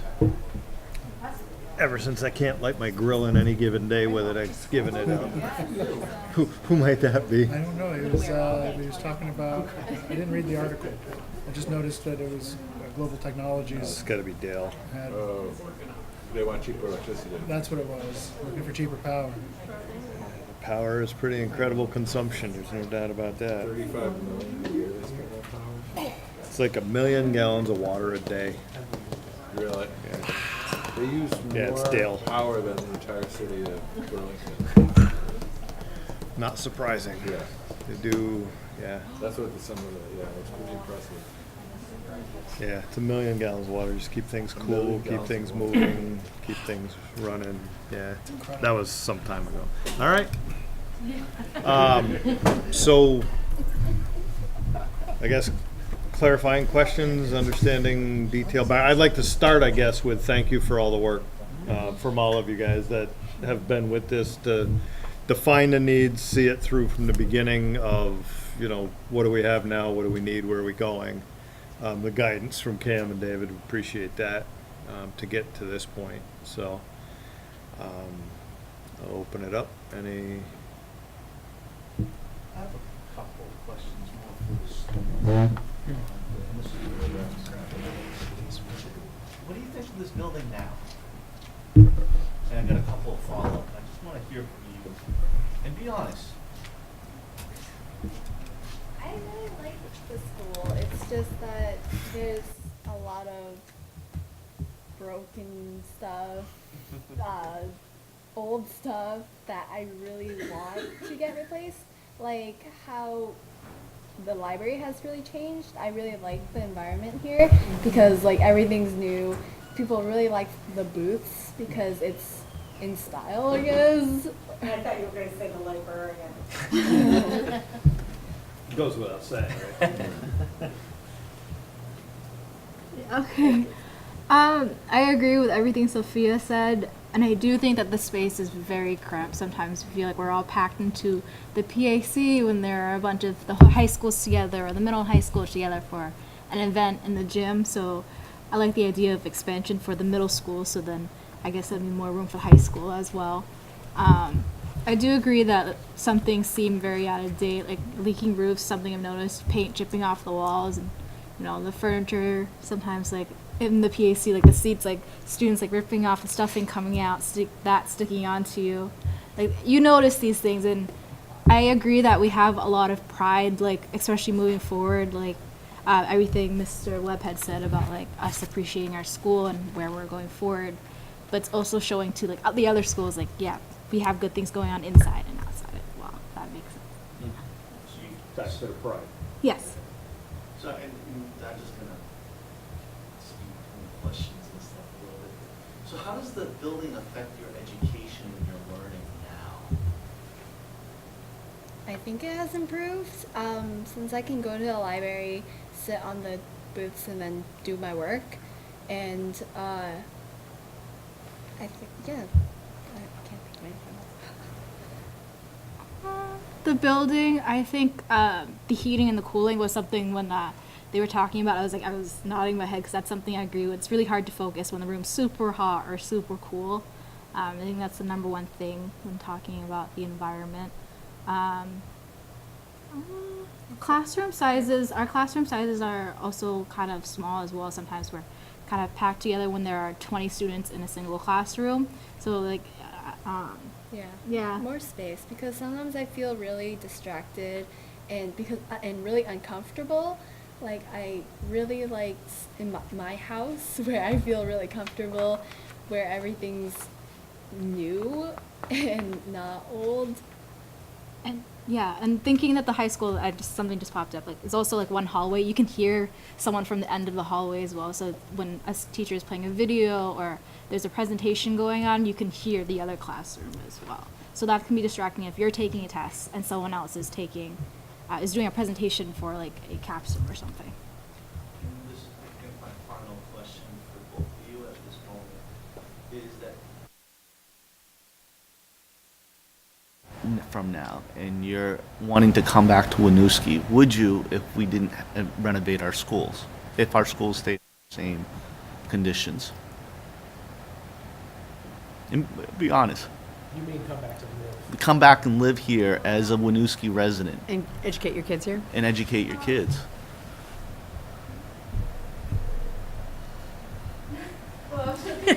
Future, right? It's college too right now. Yeah. I don't see why not. I mean, I think, obviously technology is going to update, so I think we should also update with technology as well. If the roofs aren't going to get any better, so the roof should be replaced in 20 years. If everything stayed the same, no updates were made, probably not. No, for me. Yeah. You guys do try to make the school better. Like I've seen you guys repaint the walls, renovate the bathrooms, and people really love the new bathrooms. Yeah. Thank you. Thank you.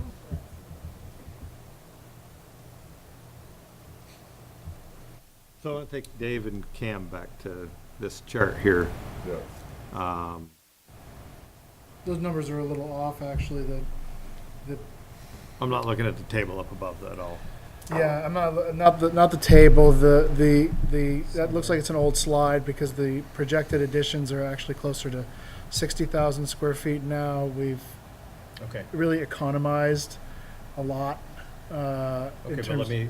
Sure. So knowing that, I'll ask my question regardless of what those numbers are. There is a number there that says program findings indicate an addition of between X and Y, pick a range, needed to accommodate existing program.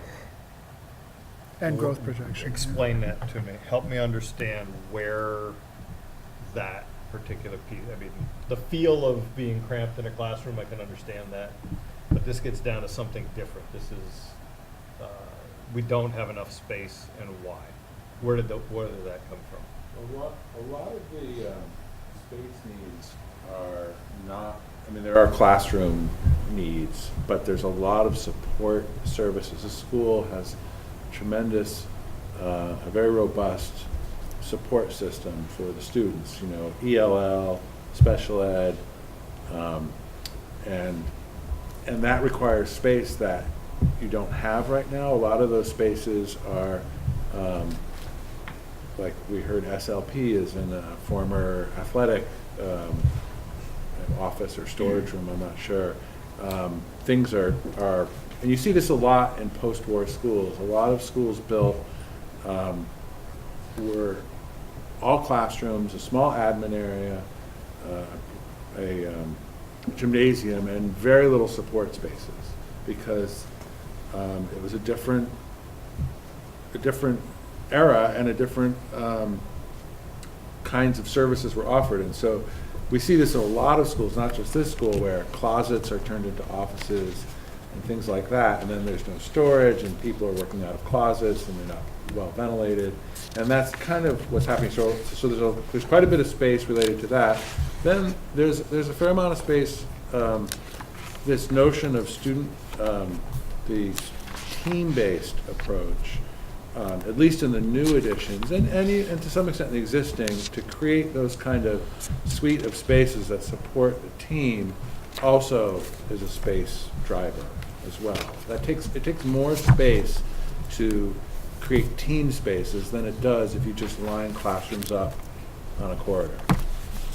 think there's So there's a variety of For reasons. the team piece for a larger meeting space for the entire team rather than individual enclosures for groups of classes. Yeah, so each, like in the new additions, each, in the elementary school, there's a classroom cluster of 4 classrooms, and those surround a space that's a team meeting space Right. that's of equal size. So, that's 20%, probably you could say more space for a team concept than for a traditional stringing classrooms along a corridor. Yeah, it's Just a as an little- example. It's a little more space intensive to build a single loaded corridor with pods on one side, but it speaks directly to this need for tranquil and calming environments, so that you have access to nature in all the spaces, and also so that you have safe outdoor areas to take refuge in. If you want to bring a student outside who's having some difficulty with behaviors, you don't have to take them outside the school, you can take them into the courtyard. So there's a few different advantages to that. I think the bigger driver, though, as David said, is support space. Just to give you an idea of some of the things that are going on is, you've got, I think, eight or nine community liaisons, and they're packed in a space that's really, if we were designing it new, it would be a space for maybe 1 or 2, maybe 3. It's, they're just jammed. The health office is woefully inadequate. Just 2 beds, only 1 office, and it's a tiny office. It's really not big enough for even 1 person. The sink is stuck in a corner.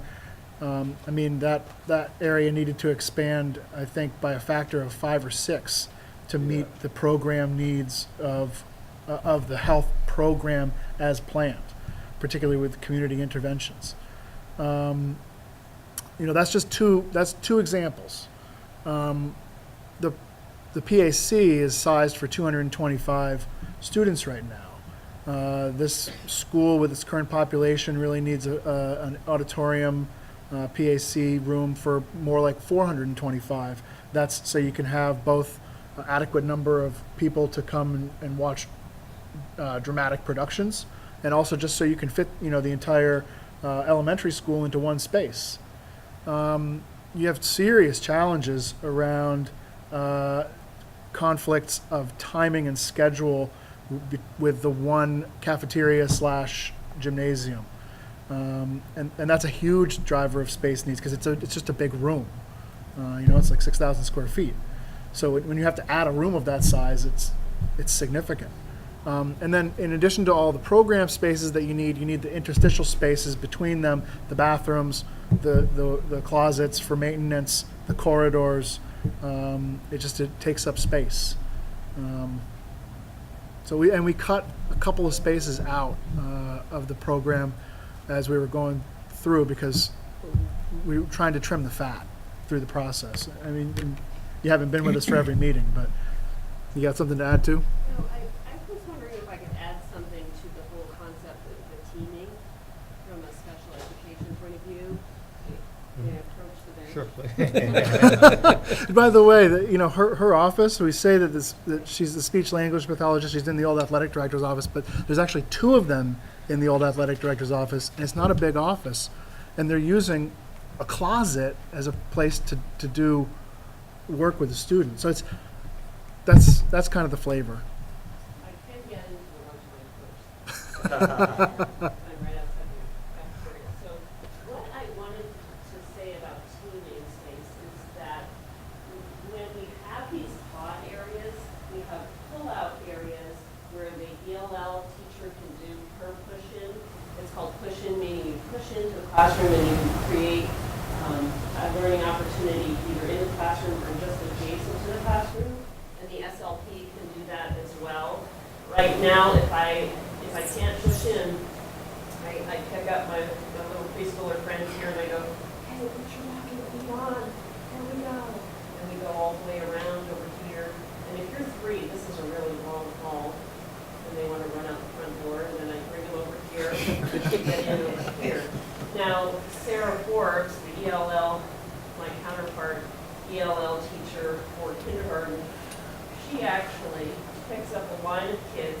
So she takes maybe a couple of children from each of these classrooms, and then she gets them in a line, well, sort of a line, kind of a moving target, and they go all the way down here, they left, and another left, and they come over here into that classroom space. And it's just because the current classroom space is just too small, and it's just there's too much ambient noise, and you can't really have a push-in class of 6 to 8 ELL children who are trying to learn English a little better in that same area where the classroom teacher is trying to do first instruction for the remainder of the children.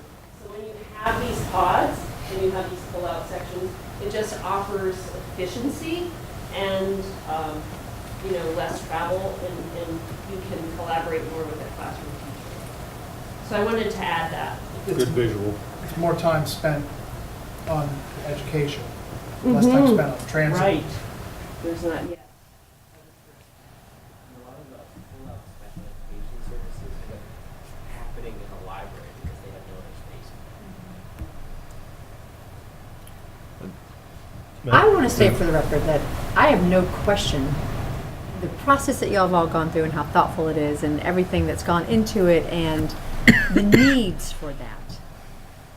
I sit and think about the cost and mostly I don't know necessarily how to articulate too about as y'all were talking, I was looking on where they rank high schools like Vermont high schools and numbers, and I know also all the amazing work that we've done in the last 7 years that with proficiency based and personalized learning and all of that. And I also have had put a student raise my children here in this school district, and I've been questioned by people outside in Chittenden County, why would you educate your kid in Winooski?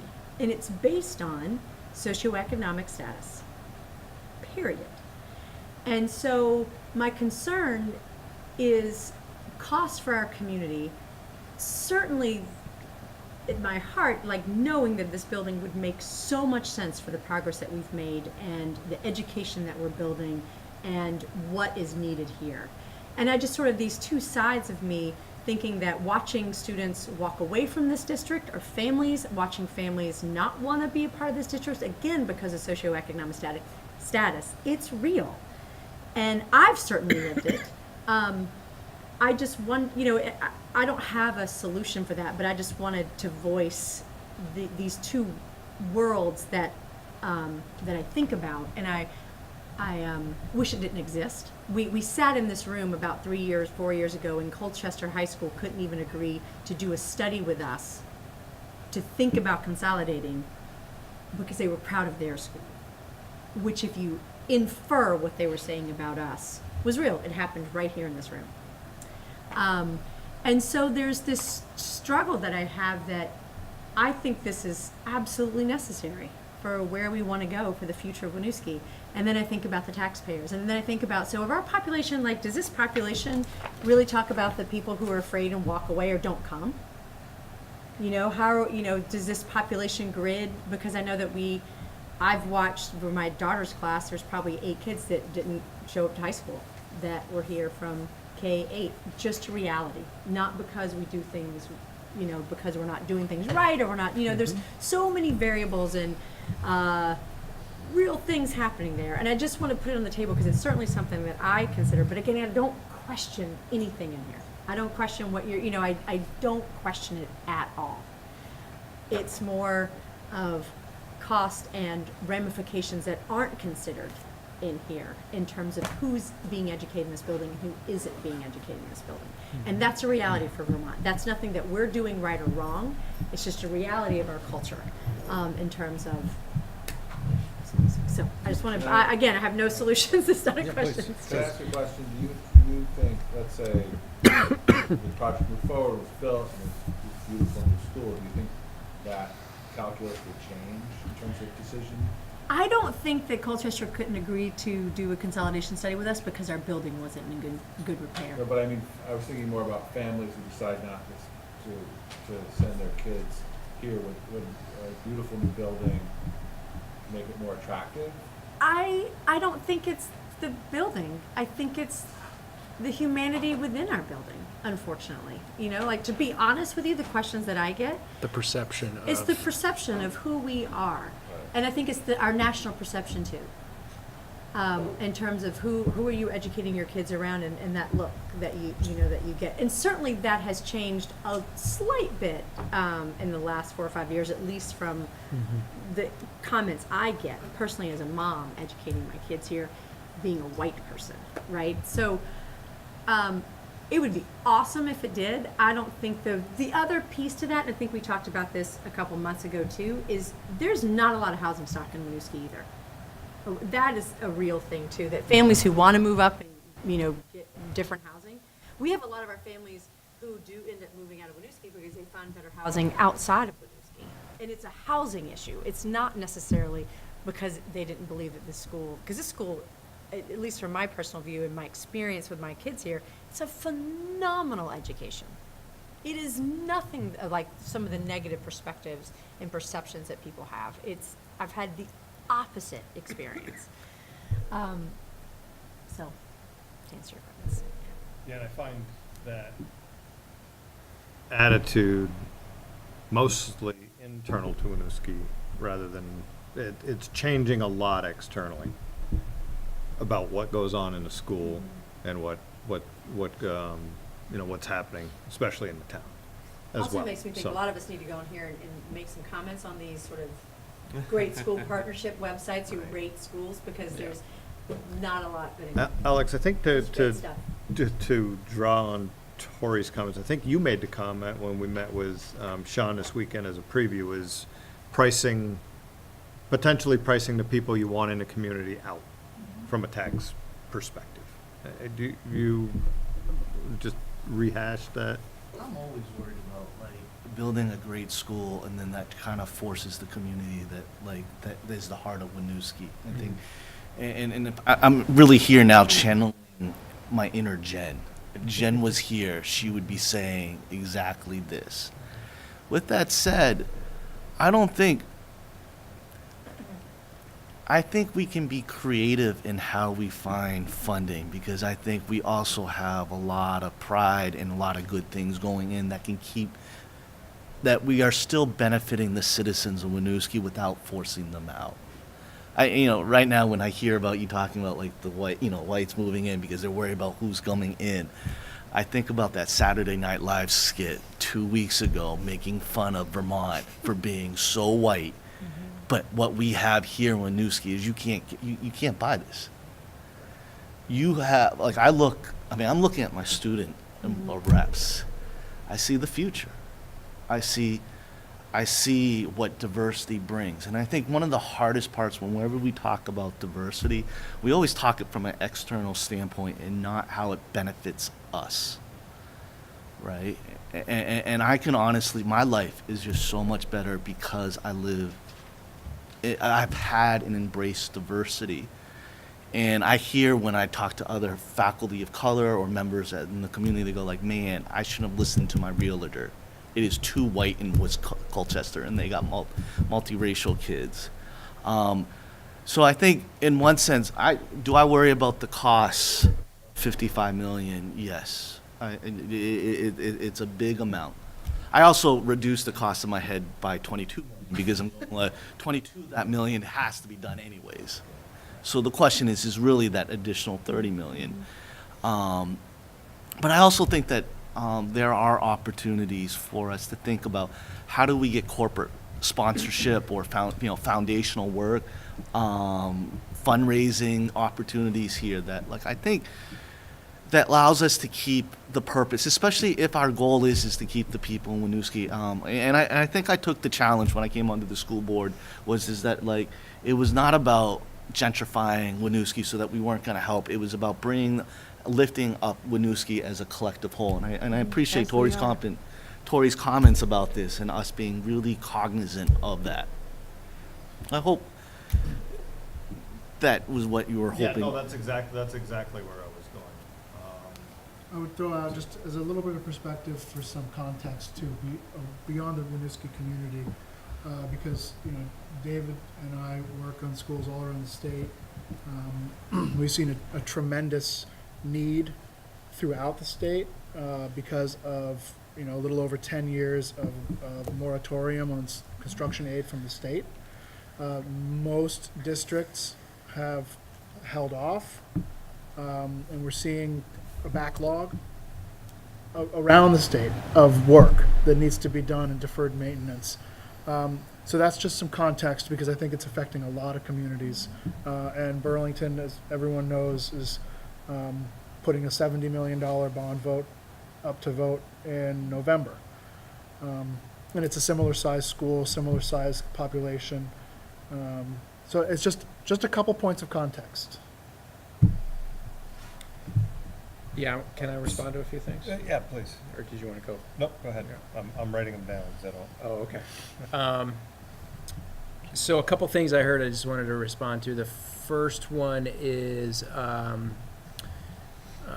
housing. So I'm on the Housing Commission, and I got on there, and part of that reason was knowing that this was coming and to get a handle on that.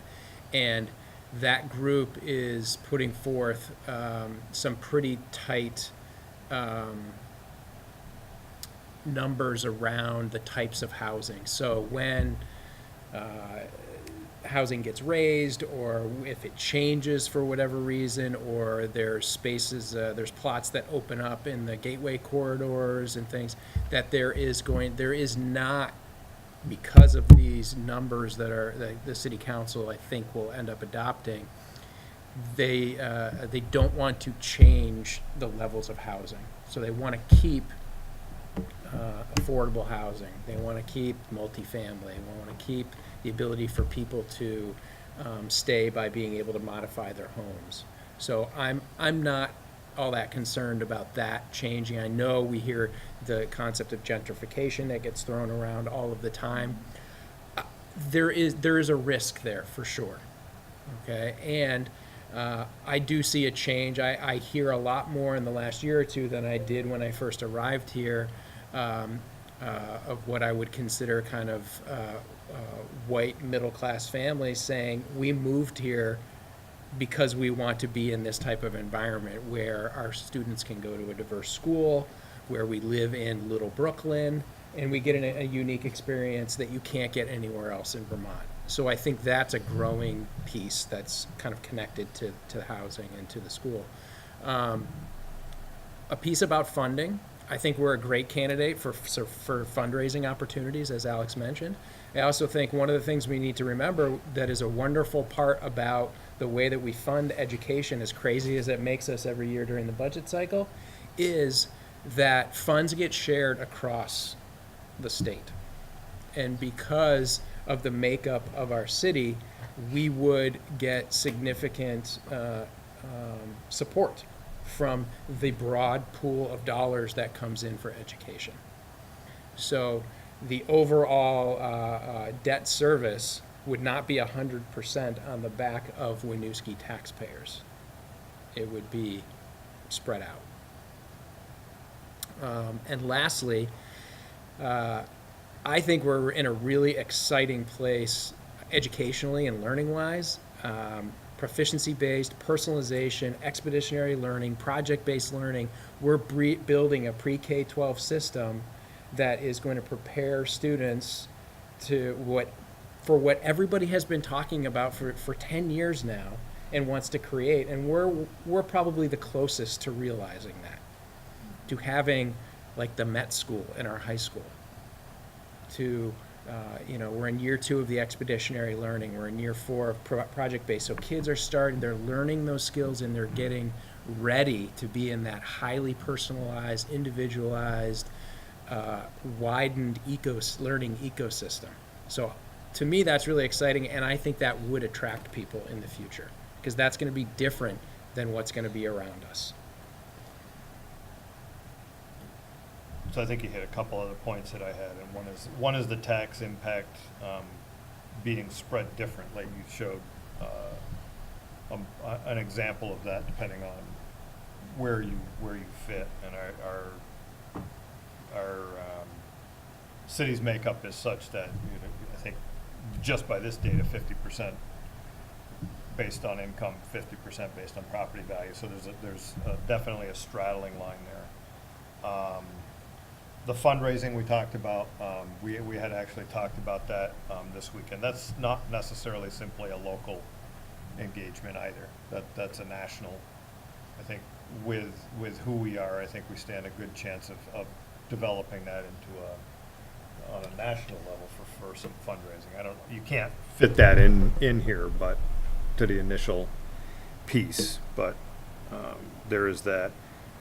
But I did want to go back to the size of the design. The reason I went to the 70 or 80,000 or 60,000 or 50,000 square foot, whatever it is that the number of students, if you take the total and divide it by 25 that are supposed to be in a class to the teacher-student ratios, we probably have plenty of space. If that were our student population, and it was back in the 50s, and there were one group of kids in the class, you could deliver the same message to all the kids at the same time, and they're going to get it or they're not, and you got places for them if they don't, and off they go. Now, class sizes are 1, 2, 10, 20, because of the different needs and the way we're doing it. So putting folks into closets, because that's the space that's left, is not the right answer. I look at the growth over, we only had 10 years in here out to 2027, and that's, I would say from what I've seen in the last 8 years, that's relatively modest growth at 10 a year. I think that's fair. But to think about this, doing a project of this size, this nature, you're looking at a 25 to 30 year bond. We're talking about a growth of 120 kids. Again, if you break that just simply into a 25 per classroom, which you don't have, that's not what we're going to get, but that's still adding 5 or 6 classrooms to what we see as crowded now. So just over the 10 years, that fills in a lot of what we would have now. And I go back to the other comment from Alex, is half of this, or very nearly half of this, has to be done at some point, or will be done at some point, whether you like it or not.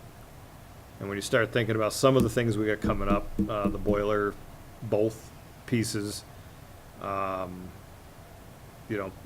would have to do a bond for that anyway. And I think, David, I think that was your point, is go out now and piecemeal 6 or 8 or 10 bonds together, and you're replacing the same stuff over the top of each through time. So, And I want to add that, like, we often think of the building of the school here as, from one perspective, it's only for the education of the students here.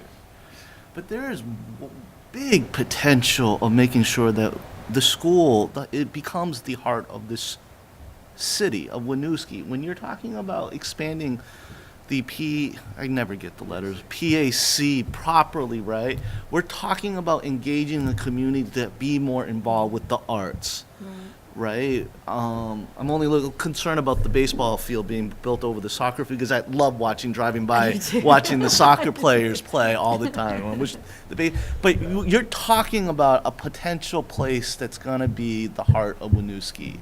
And I think that's one of the things that we have to consider when we're thinking about this design of this school, is that it's not, I write all the time about how education isn't about just for the individual, but it's a public good. And I think we need to remember that. And really, I want to see your families stay as long as Mike's family has been. Like one of the favorite parts of my coming on the school board is listening to Mike's history lessons when his dad and his granddad were here going through the school system. And that's actually beautiful. And that's what it means to be part of a great city. you know. And I want to just add one more, that Brooklyn is really the Winooski of New York. Right? What's this little Brooklyn of New York here? Like, no. Yeah, exactly. So I'll let it. So that's Winooski pride for you. Years ago, we did a new middle school, and after dedication, somebody came up to me, and this is what we live for. And they said, this school has transformed our sense of ourselves, who we are, and how we present ourselves, you know, to the world. And you know, that's when, you know, your heart just beats a little bit harder and you know you're doing the right thing. But that's the potential that this project has, and, you know, the way it's envisioned. Just thank you to the committee for a really thoughtful and compelling presentation. And Tori mentioned Colchester rejecting the consolidation study a few years ago, and we have a governor who seems very passionate about school mergers, and so I'm just curious if the committee had considered or talked about what would happen in either scenario should a merger occur. 25 to 30 years is a long time.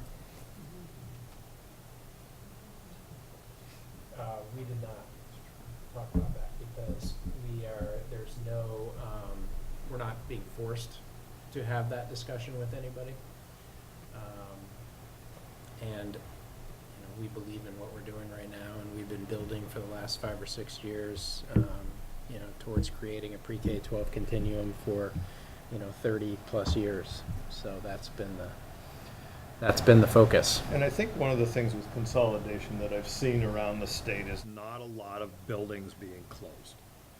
It's administrative staff being consolidated, one superintendent now taking, what were 4 or 5 different districts, maybe principals shared across. Mhm. Does that kind of ring Yeah, true? that's the bulk of it. There are a few buildings, but not a lot.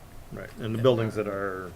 I think you'll see tiny. more coming Yeah, I think, as enrollment, generally speaking, declines, and as you get a single budget and an organization, those decisions will be made in the next 3 to 5 years, I would imagine. Forced along the decision path. Well, it'll make more sense because you've created an organization now that can do that, and the decision-making authority has been consolidated into a single board and a single superintendent, so it's not as difficult to do. Yeah. It's funny, I think about this a lot because I'm looking at the next 30 years of my career, and I don't know what the next 30 years holds for education, but my suspicion is that education, as it's provided by communities, is going to expand in both directions. And we're starting to see the beginning of that already, where we have more early childhood education happening in schools with expansion of pre-K. And I think we're going to have more adult education, because the fact of the matter is that there are not many careers anymore that have a 25, 30, 40-year lifespan. And people are needed to be retrained for multiple careers.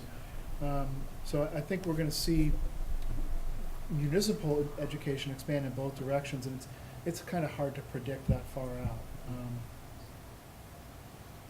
I don't know that space needs are going to change unless we have dramatic changes in population, because the kids have to be somewhere. Whether, if they went to Colchester would need to expand. So. It's a nice idea to land back to this school being the center of every community, and being able to have a multi-purpose building and a building that people can be proud of. I believe Bill Strickland inherently that environment does drive behavior. And it is good to remember that is something that, we certainly, as a city and the school, we continue our great relationship in terms of how we're taking care of the city and school as one. That is something to build on, and it's something to be proud of.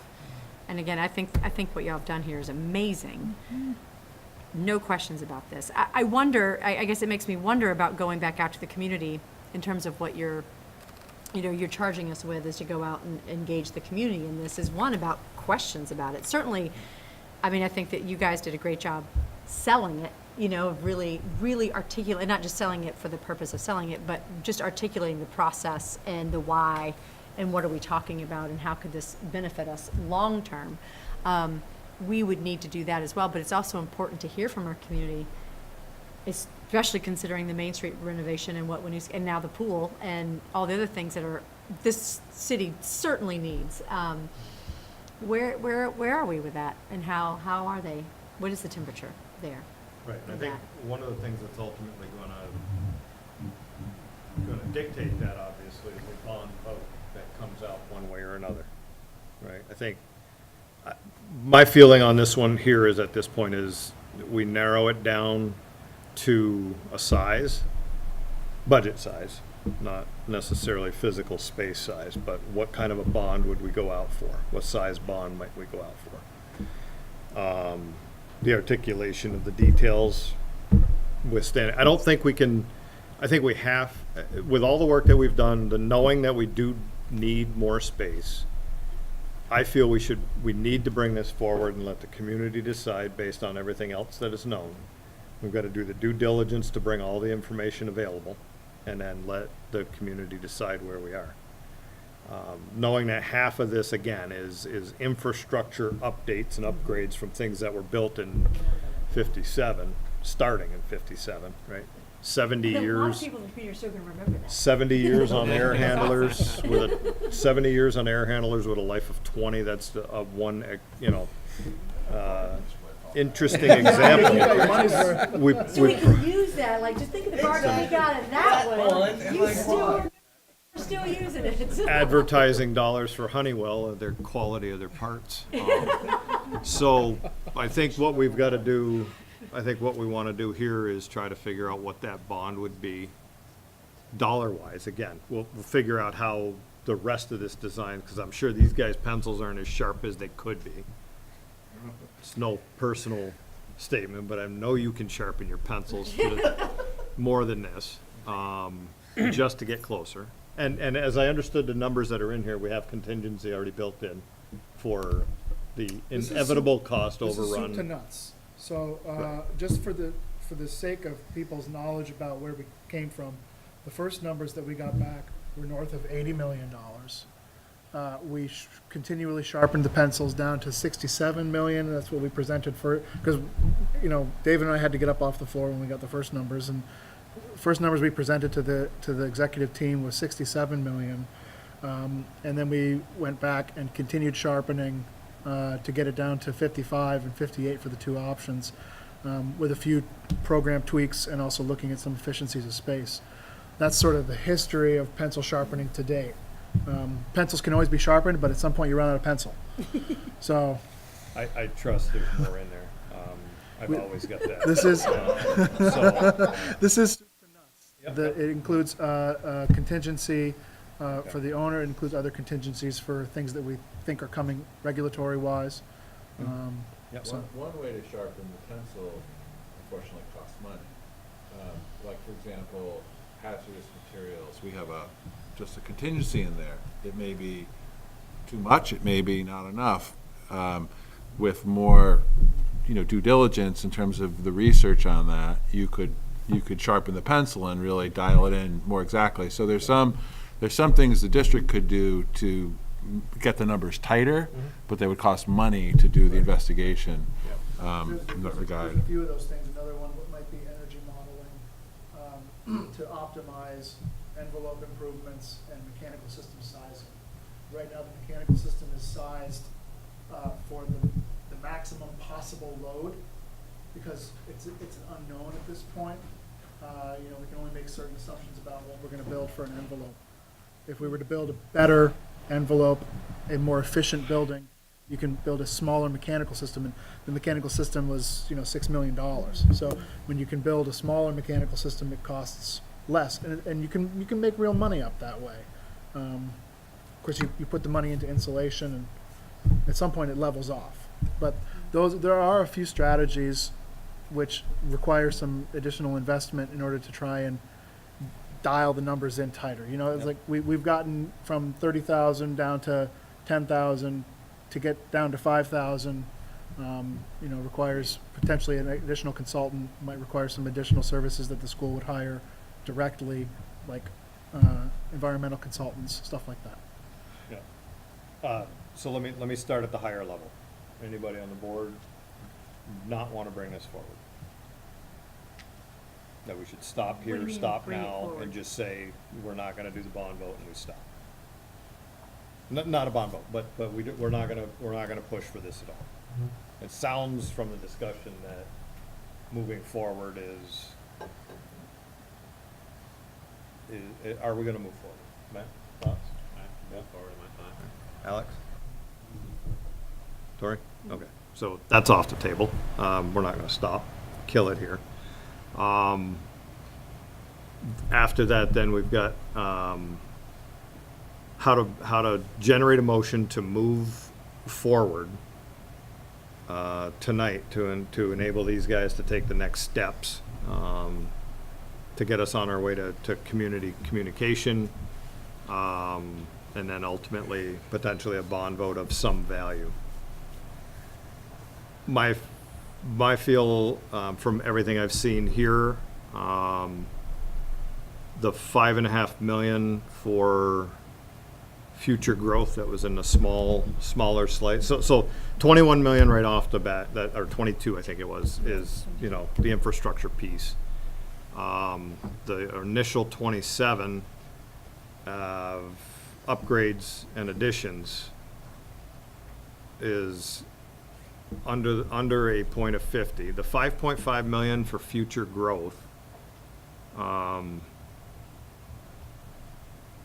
gonna challenge the team, what's that? That's the wild card, right? No, I guess I'm gonna challenge the thought that the space that we're gonna create will accommodate the growth. And do we really necessarily need that additional 5.5 million? The point I'm getting at here is the bond, rather than going to the 55 that's in here, or the 58.5, would be under a $50 million number. Now, do you do that with not putting in the second gym? And take, some of that potential for additional growth? That's 2.7 million. Do you go that way and say keep it under 50 million? Is that,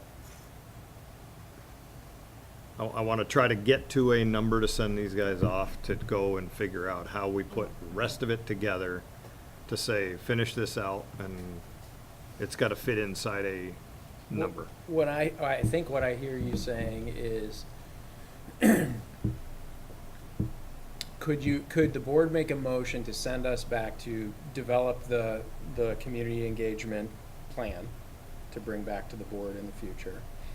And on the cost side, continue sharpening the pencils on both options, with at least one of those options coming in under 50. Right. Or both, ideally. Or both, if those ideally. pencils were really sharp. Yeah. Yeah, that's Is where that accurate? that was where I was going. Yeah. Thoughts? I'm trying to get to an end point here because 9:15 and I'm done. Eyes are starting to glaze over. Yeah, we still got work to do. I know. And I know this is hard, and I think we can probably, I'd encourage us to do with the community. Cost is big, right? But it doesn't necessarily mean that we have to cut things. It could mean us identifying potential ways to come up with additional money, right? Like we talked about corporate foundation.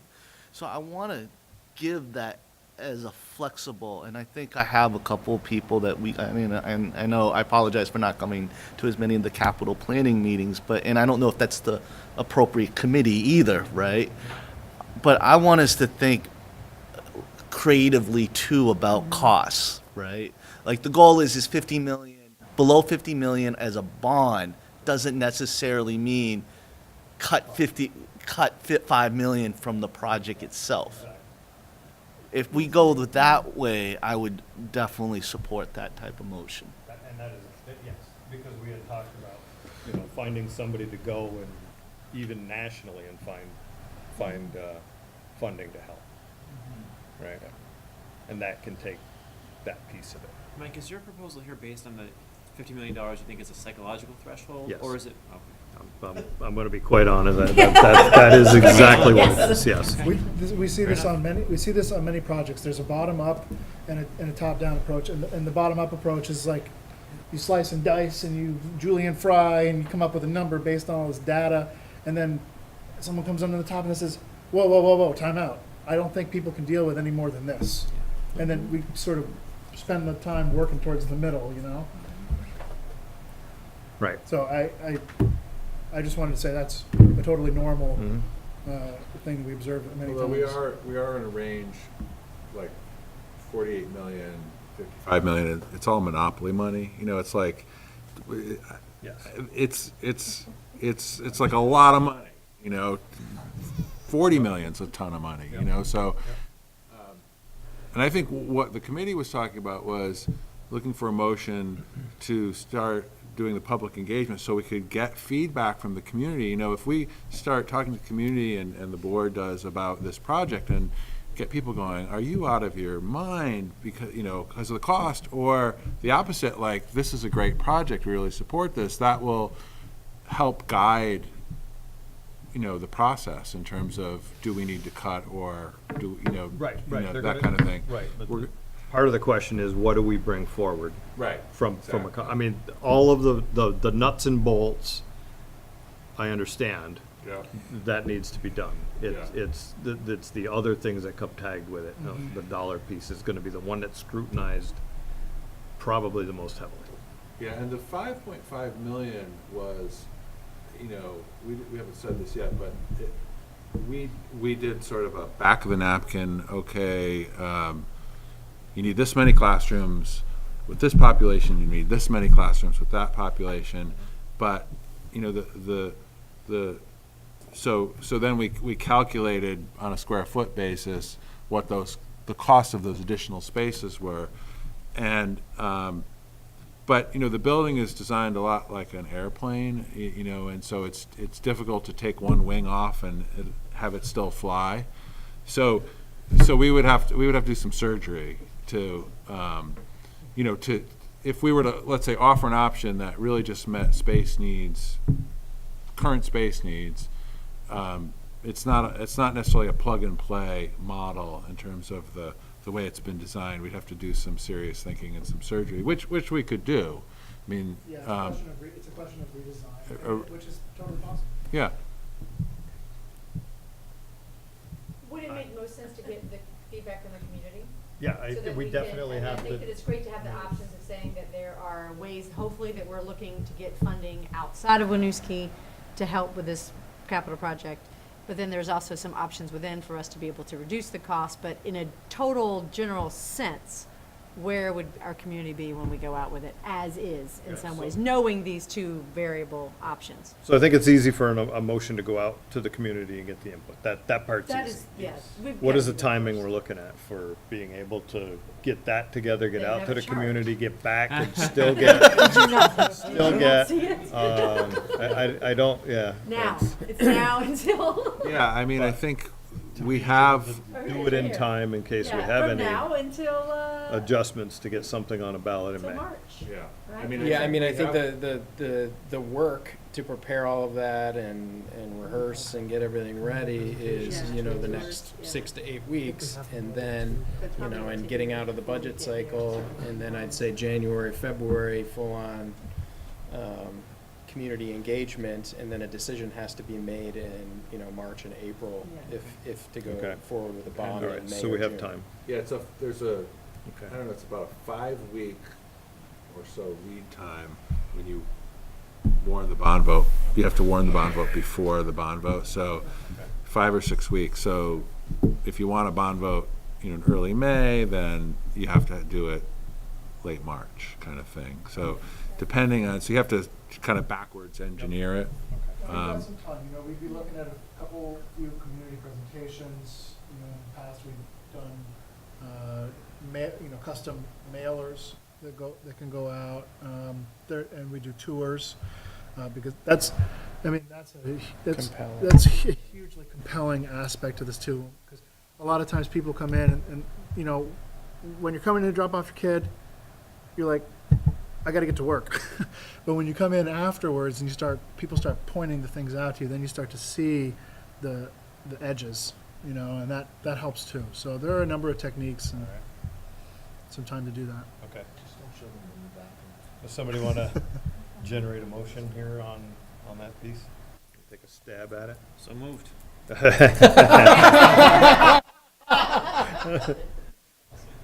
Now we gotta have Brenda read blank it. check. Have Brenda read it back to us. I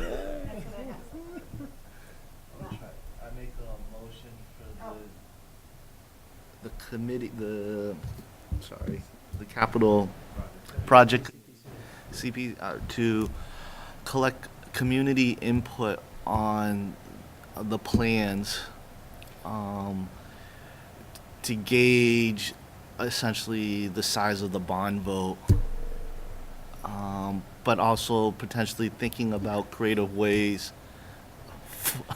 to help fund this project. I think we can bury that last piece. Okay. In what's the outcome of everything is gonna be. Good. So I think the motion would be along those lines, a motion to have the CPC develop a community communication package and deliver multiple community engagements. That's 1, 2, 3. I think you could just say to develop the community engagement plan and timeline. And for feedback. That sounds so much more. It's just shorter, And- just cut off the But whole the part end I of want to yours, clarify, that's are all. you Right. saying with the plans as presented? I think with the plans as presented. With the plans as presented? Okay. Okay. But offering options, you Yeah. know, in terms of reduced and then also other funding, right. just so they know Yeah. it's not all being. Right. Is the, Which I think just we to have- clarify, I think is we have the some- motion to develop the plan, but is it also to Deliver. implement the plan? Or- The communication plan to Yeah, the community, communication yes. plan. So Yeah, the to word- develop and implement a Develop and communication implement, plan okay. for the community Yeah. Right. in order to gain Yeah, feedback yeah. on a final, Potential bond vote. final design. So I think and that would bond be the vote. work of the committee in the next 6 to 8 weeks and bring then something back to the board, that plan, that timeline, and what we need from the board in that community engagement too. Yeah. Your roles in Oh, that. Yeah, absolutely. right. All right. Matt, did you have something to That- add to that? Well, So you- I think you addressed it, Okay. the concern that, you know, a lot of us aren't citizens, and I think that it really is the kind of thing that should be presented to community members from other community members, not Yeah. necessarily by those of us who work in the school. That's all. Okay, so if I read you what I have. Please. Tell me what you want me to. Absolutely. Okay. Motion made by Alexander Yin to have the capital project committee develop a committee package and communication and engagement plan and timeline with the plans as presented. Yeah, that's, Yeah, just get rid I of will, that. I will wordsmith Yeah. that, but that's Oh, good. thank you. Yep. Okay. That's Got it. close. All right. Okay. So all those, so we've got a motion on the table. Any other discussion before we move on? No? All good? No other discussion? No, it's Okay, not all those in favor? Aye? Aye. Opposed? Okay. So we'll see you guys back here. Thank you. All right. And thank you for the time and, Thank you. and enduring our discussion.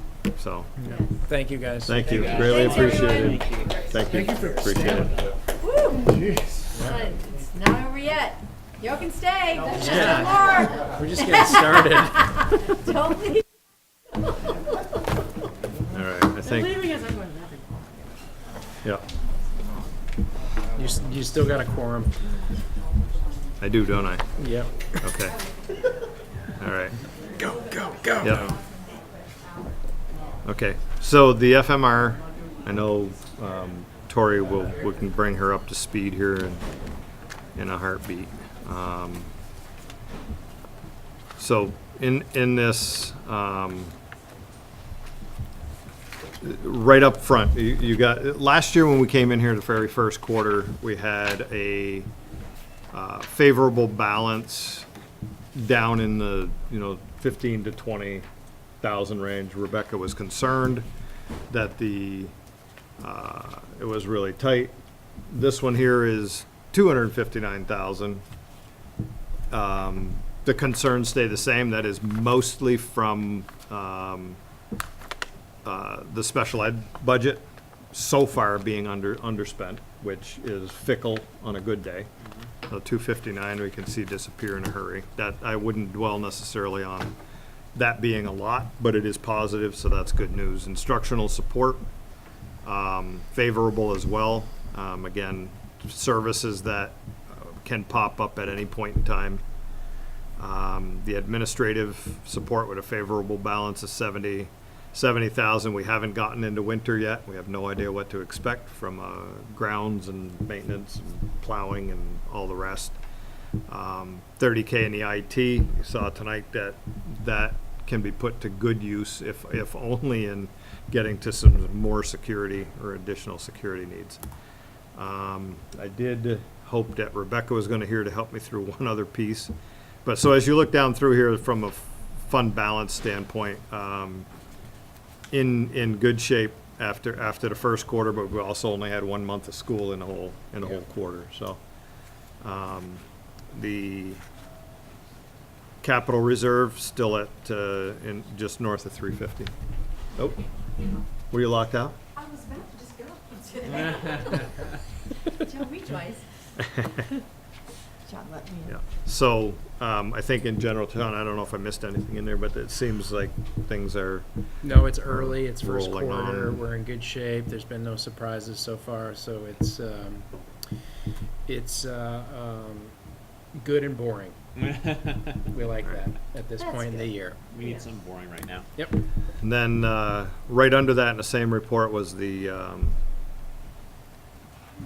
We don't need to accept that or anything at this point. That's just information purposes, right? Right. Okay. So then the next one is the monitoring report, financial planning and budgeting, section 2.4.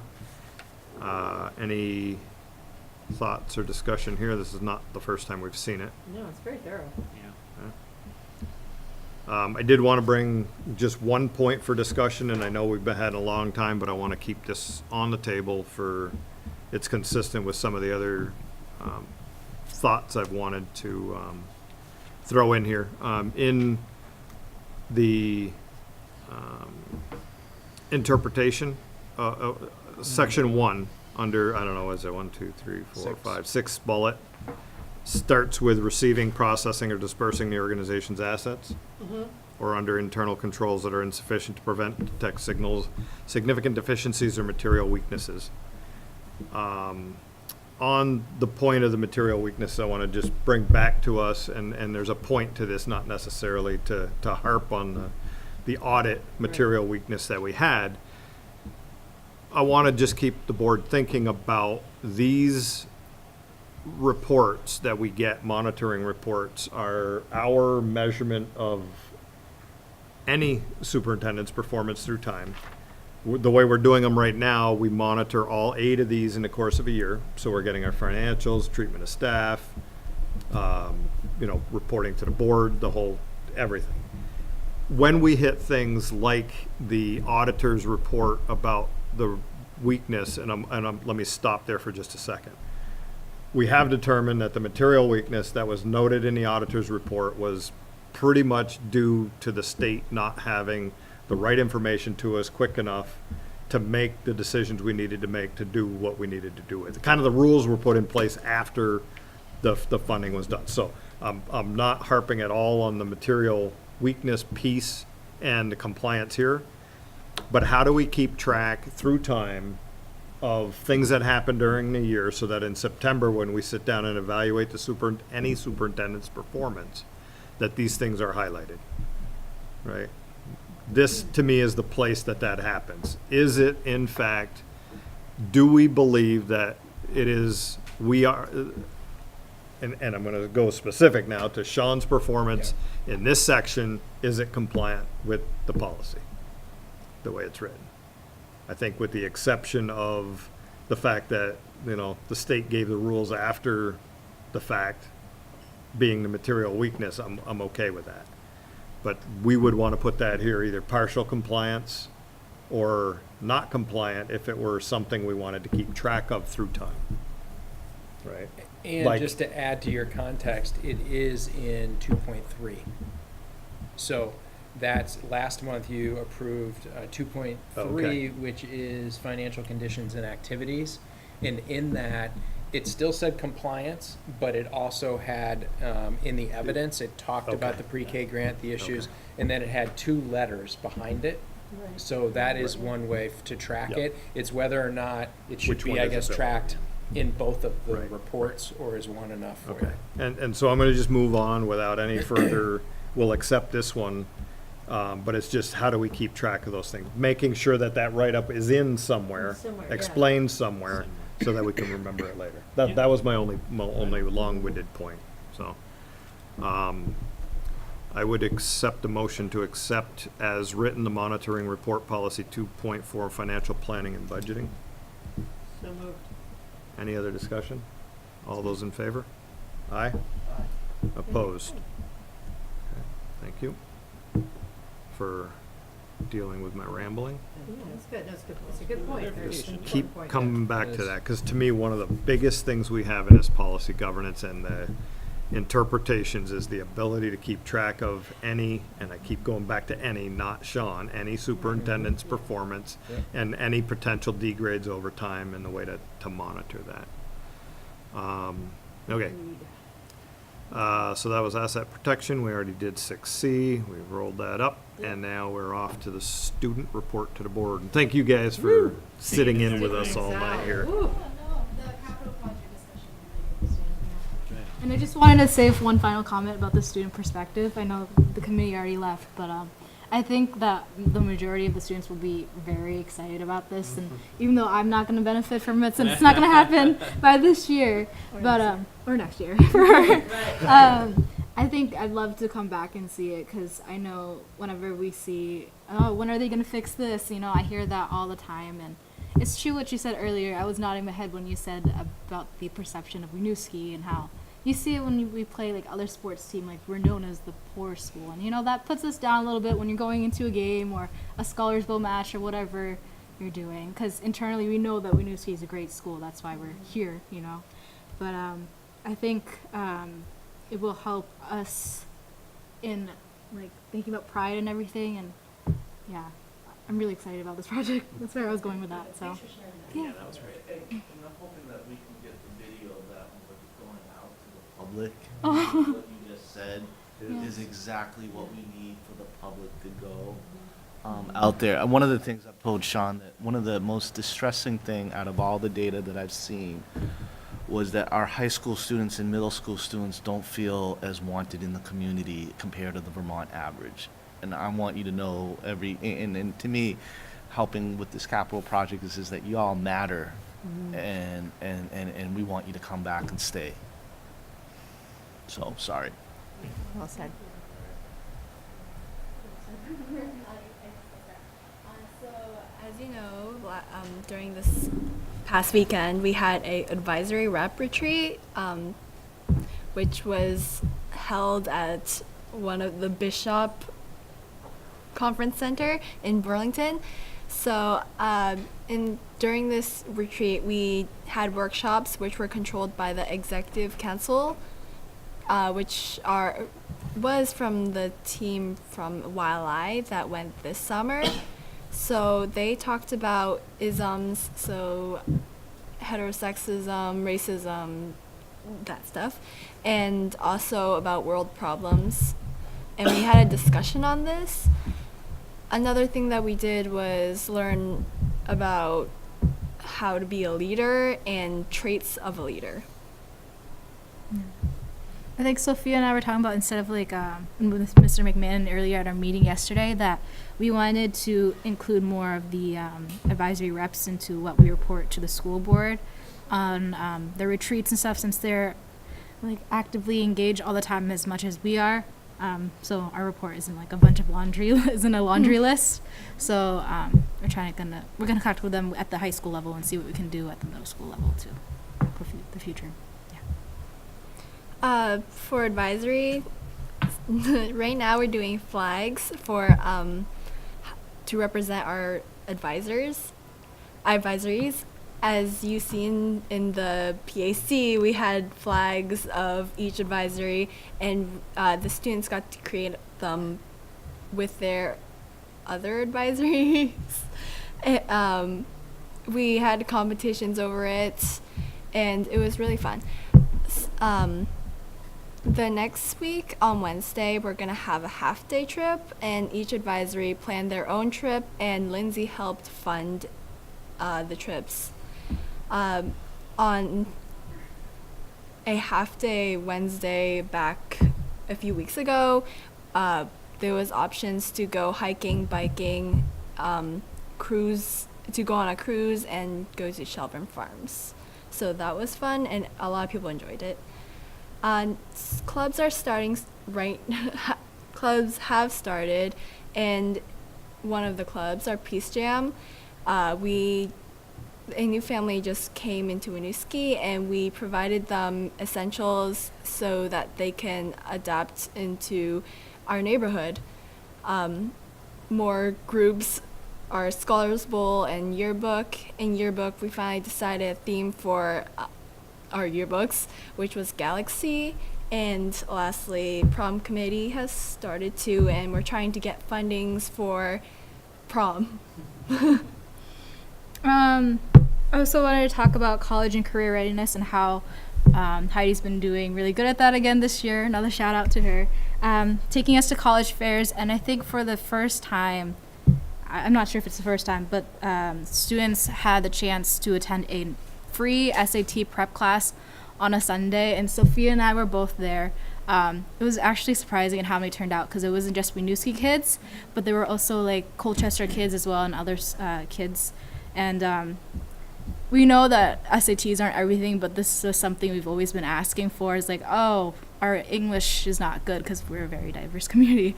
So like our math isn't as great, and it's those like specific things. So having this class really helped us out, and the feedback we got was we wanted more of this, but it was a paid class, and it was a one-time thing, but a lot of us said we wanted more of that too. So that's what I heard from the 20 kids from our schools?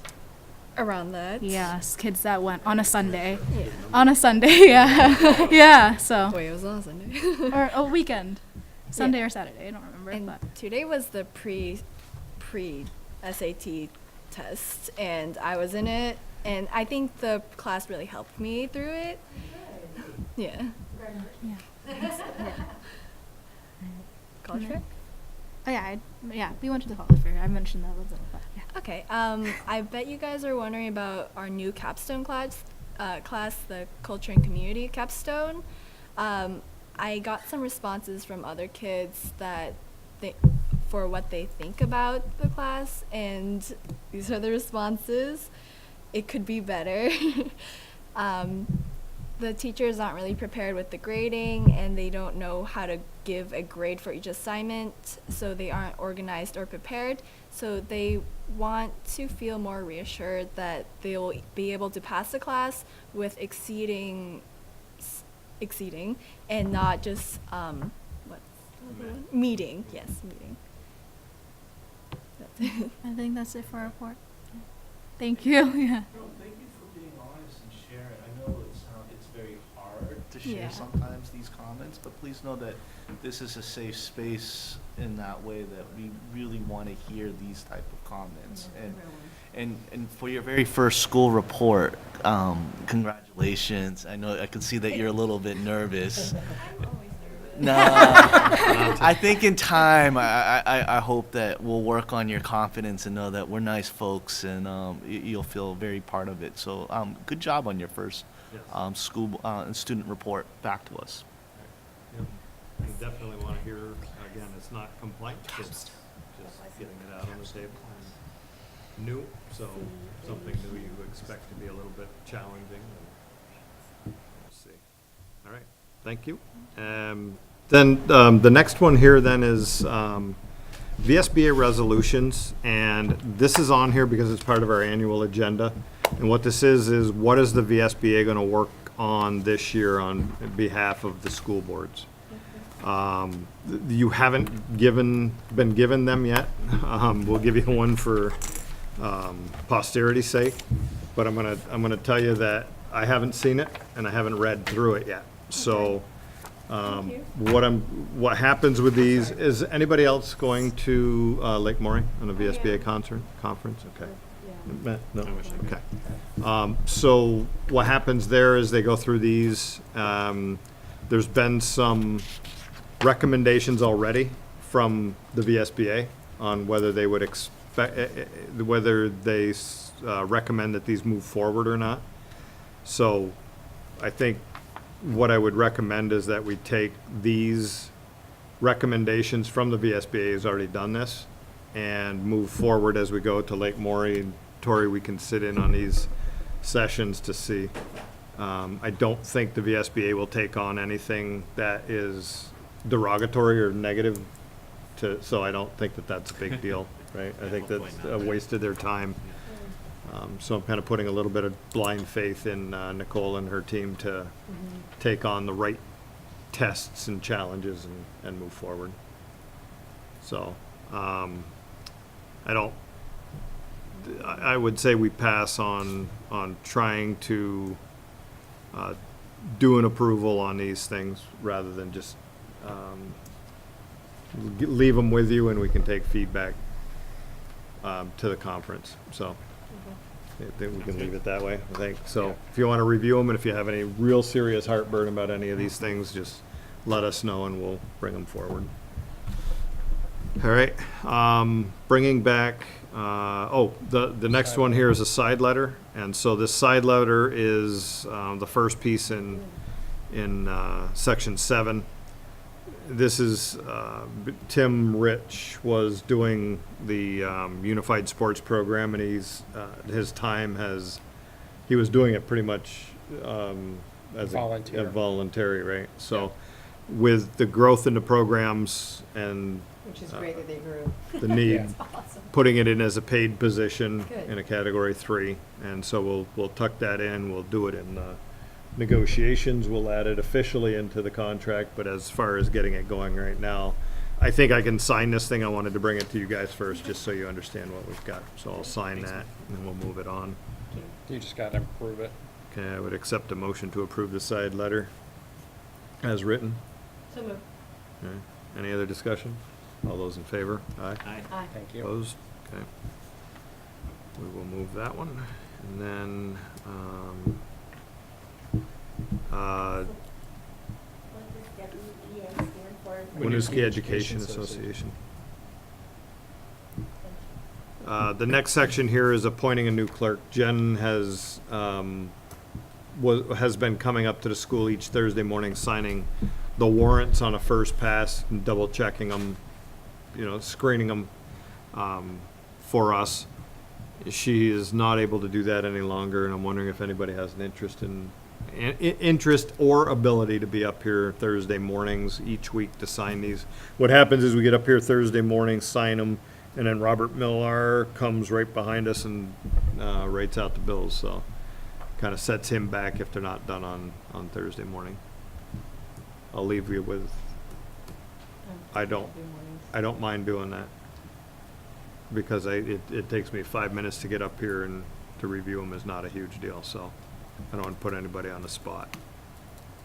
But if anybody wants to do it, I'm more than happy to give it up. What time on Thursday mornings? It's sometime before 7:30 App. to, well, it could be 7:30 to, 7:30 is the earliest. Right, and 10 is probably the latest, right? I'm There assuming is Robert other comes ways in for in the us to, like if it needs to be done after hours, we can arrange for,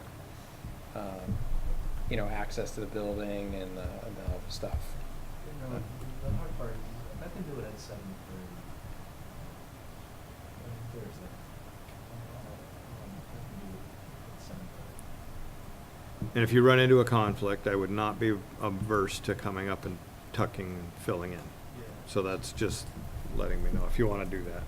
That would be, Just show up 7:30, read something, sign Go. some things.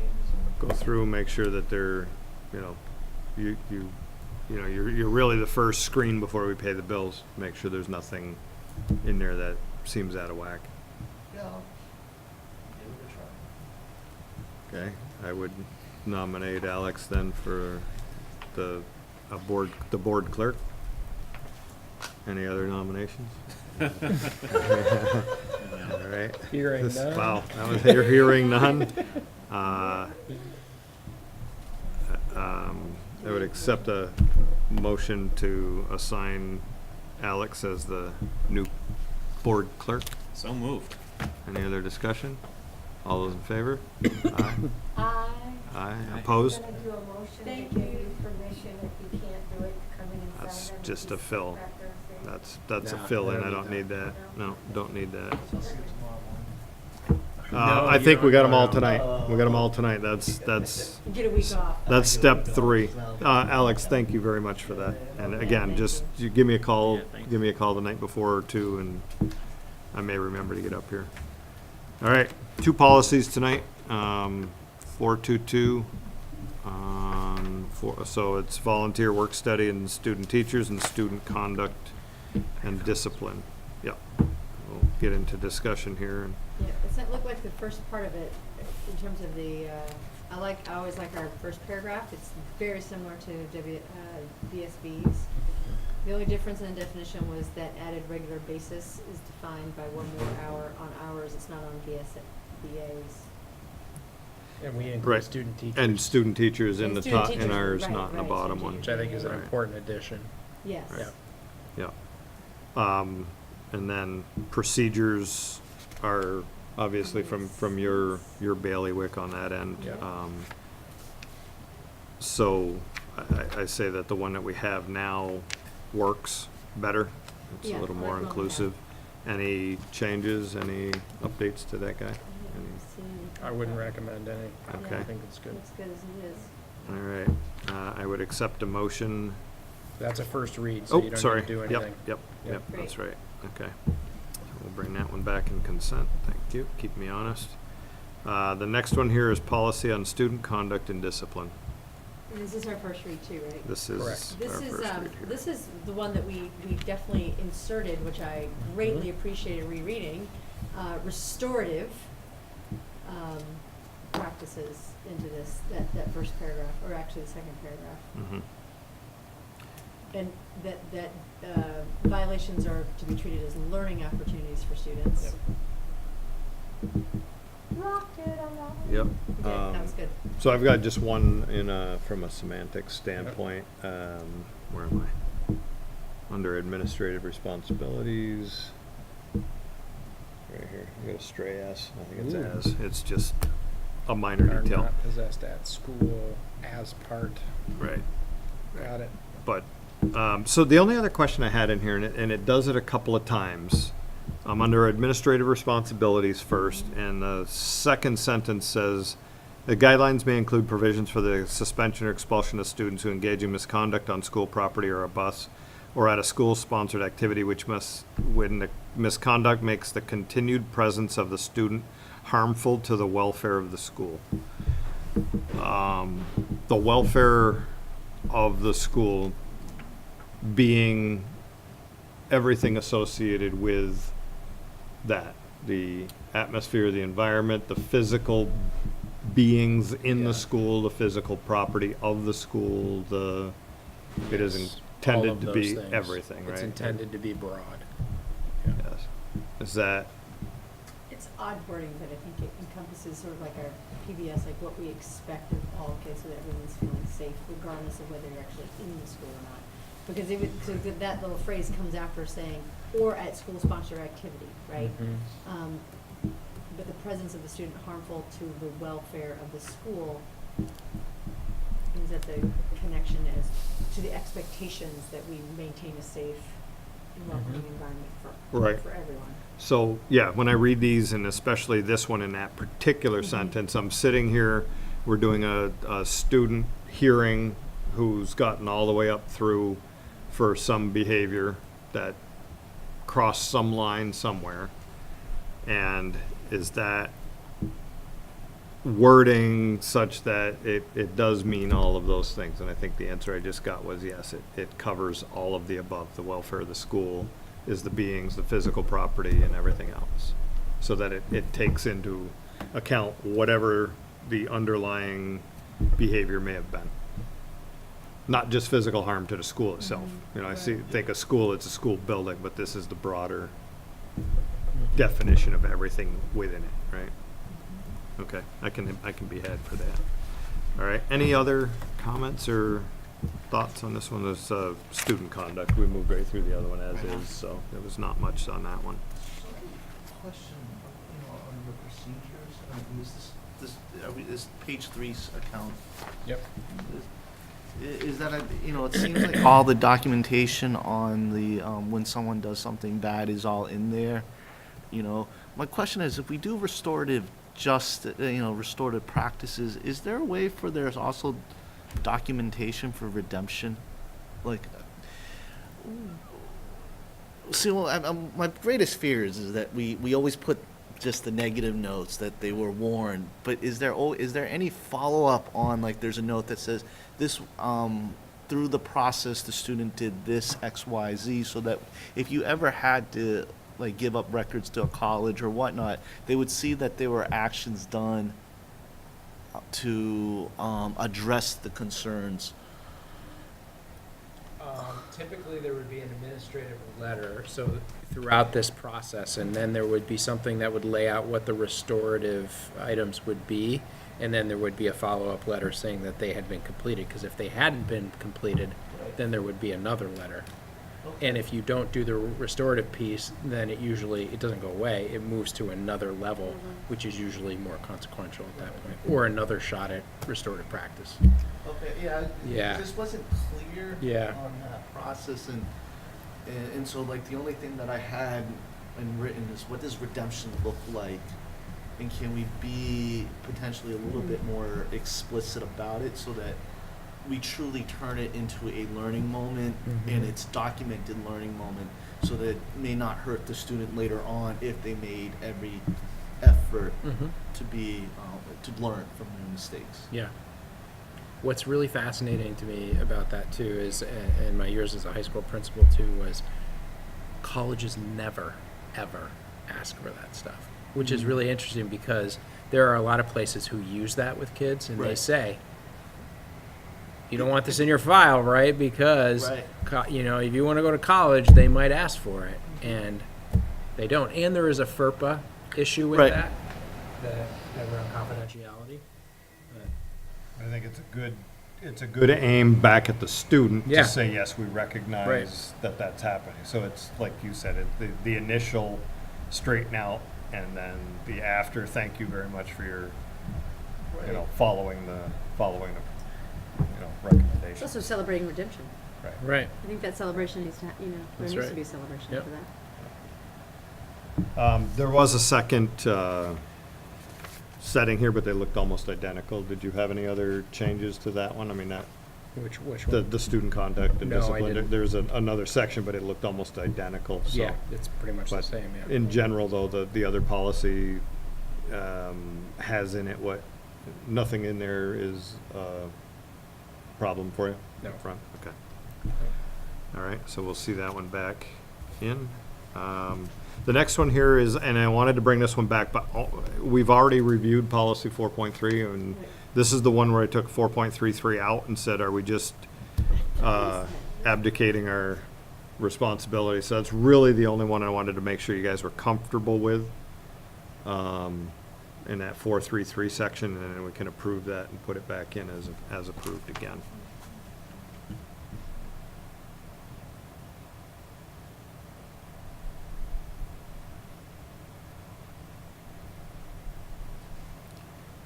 And this was our discussion around means and having issues be means that don't come to the board unless there's a legal component to it that we have to.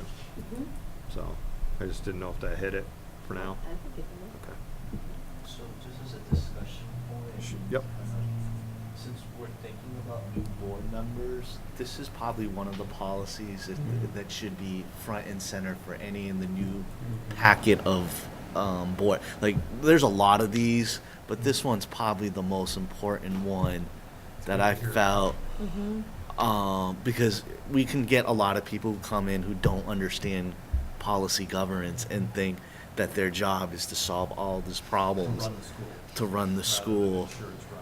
And I think if this is part of that, like if you have one policy beyond the conflict of interest, this one is probably the most important one.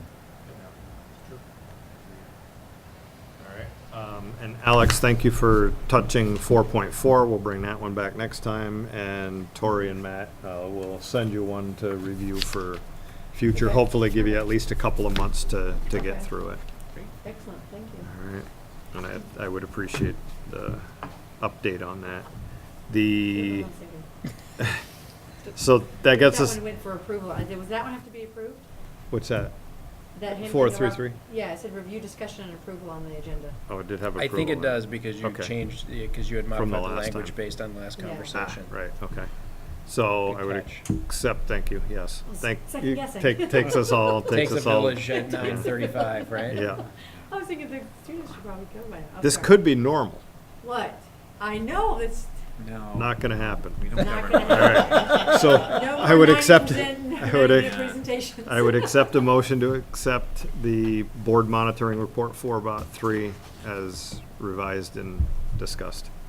You should get the honor. So moved. There you go. Any other discussion? All those in favor? Aye. Aye. Opposed? All right. So then the last one here is discussion of the budget and topics for education. I think our budget that we've had, a budget line item that Wait, we've I'm gonna had. interrupt you for a second. Shoot. Do you want to go at this hour? Yeah. Would it be all right? Yes, Oh my please. gosh, you're Sorry, so I didn't Yeah, even. we were just. I meant to say it after your board report, and then I kept looking at the clock like, why are y'all still here? Hold on. They're over there. Y'all can sleep. Yes. Yeah, I mean, yeah, we should go home and do that too. Your You brain know. needs 10 hours of sleep. I don't think it's gonna make it. Thank you, Tori. Appreciate that. You're so Yeah. welcome. Yes, Thanks thank for you. being Good here. night, girls. Thank you for your work. Thank you for your help. And as a note, we should just keep an eye on that in the future Yeah. too, because I think keeping them past 9 is keeping any of us past 9. Right? Yeah. Can I It's- go with you? You just hold on. We're almost done. There's still Hey. vouchers to sign too. Yes. Yeah. All right. Okay. So, governance investment on 4.8 is a discussion about Yes. what we're gonna do. We usually do this at the retreat. We didn't get to it, but there's a $3,000 line item in the budget. We've pretty much had that in there for a while, and we've not nearly spent it all, I don't think, in any given year. So I think the quantity on a line item is okay.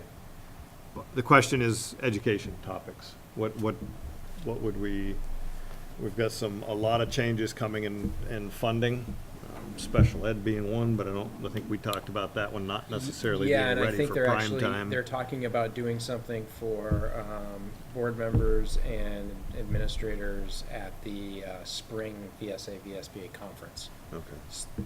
Total rollout of 173.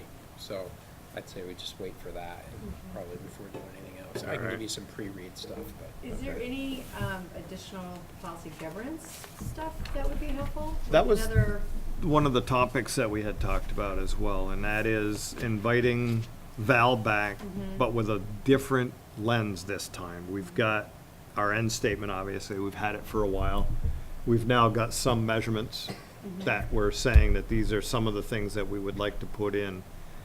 I would like to have Val come back and turn the tables on her, saying, this is what we've got. What have other people done? What do you think? Where do we go? Right, What do we do and also, next? it's almost like How do we reassessing, like fine-tune? looking at because she's led us through the whole process, so she's seen our growth and where we are. Where would she suggest us going next? Like, kind of reviewing sort of our work, how our discussions. Yeah, the community work you guys did. Where does she see us needing to go next? I mean, I think we need some advice on that, you know, Yeah. where can we continue to refine and Right. get better at governing? Right. It'd be helpful to know, because it doesn't need to be sort of a chalk, like, okay, here's 101 and we do 102, you know, that sort of thing. I feel like we're in that unique place where it can be personalized. she and I are doing a workshop next week, Yeah. and it's called Digging Deeper into PG. Mhm. And I think it's specifically designed for board members who, are past that beginning 101. Mhm. There's a handful of boards out there that are looking for that.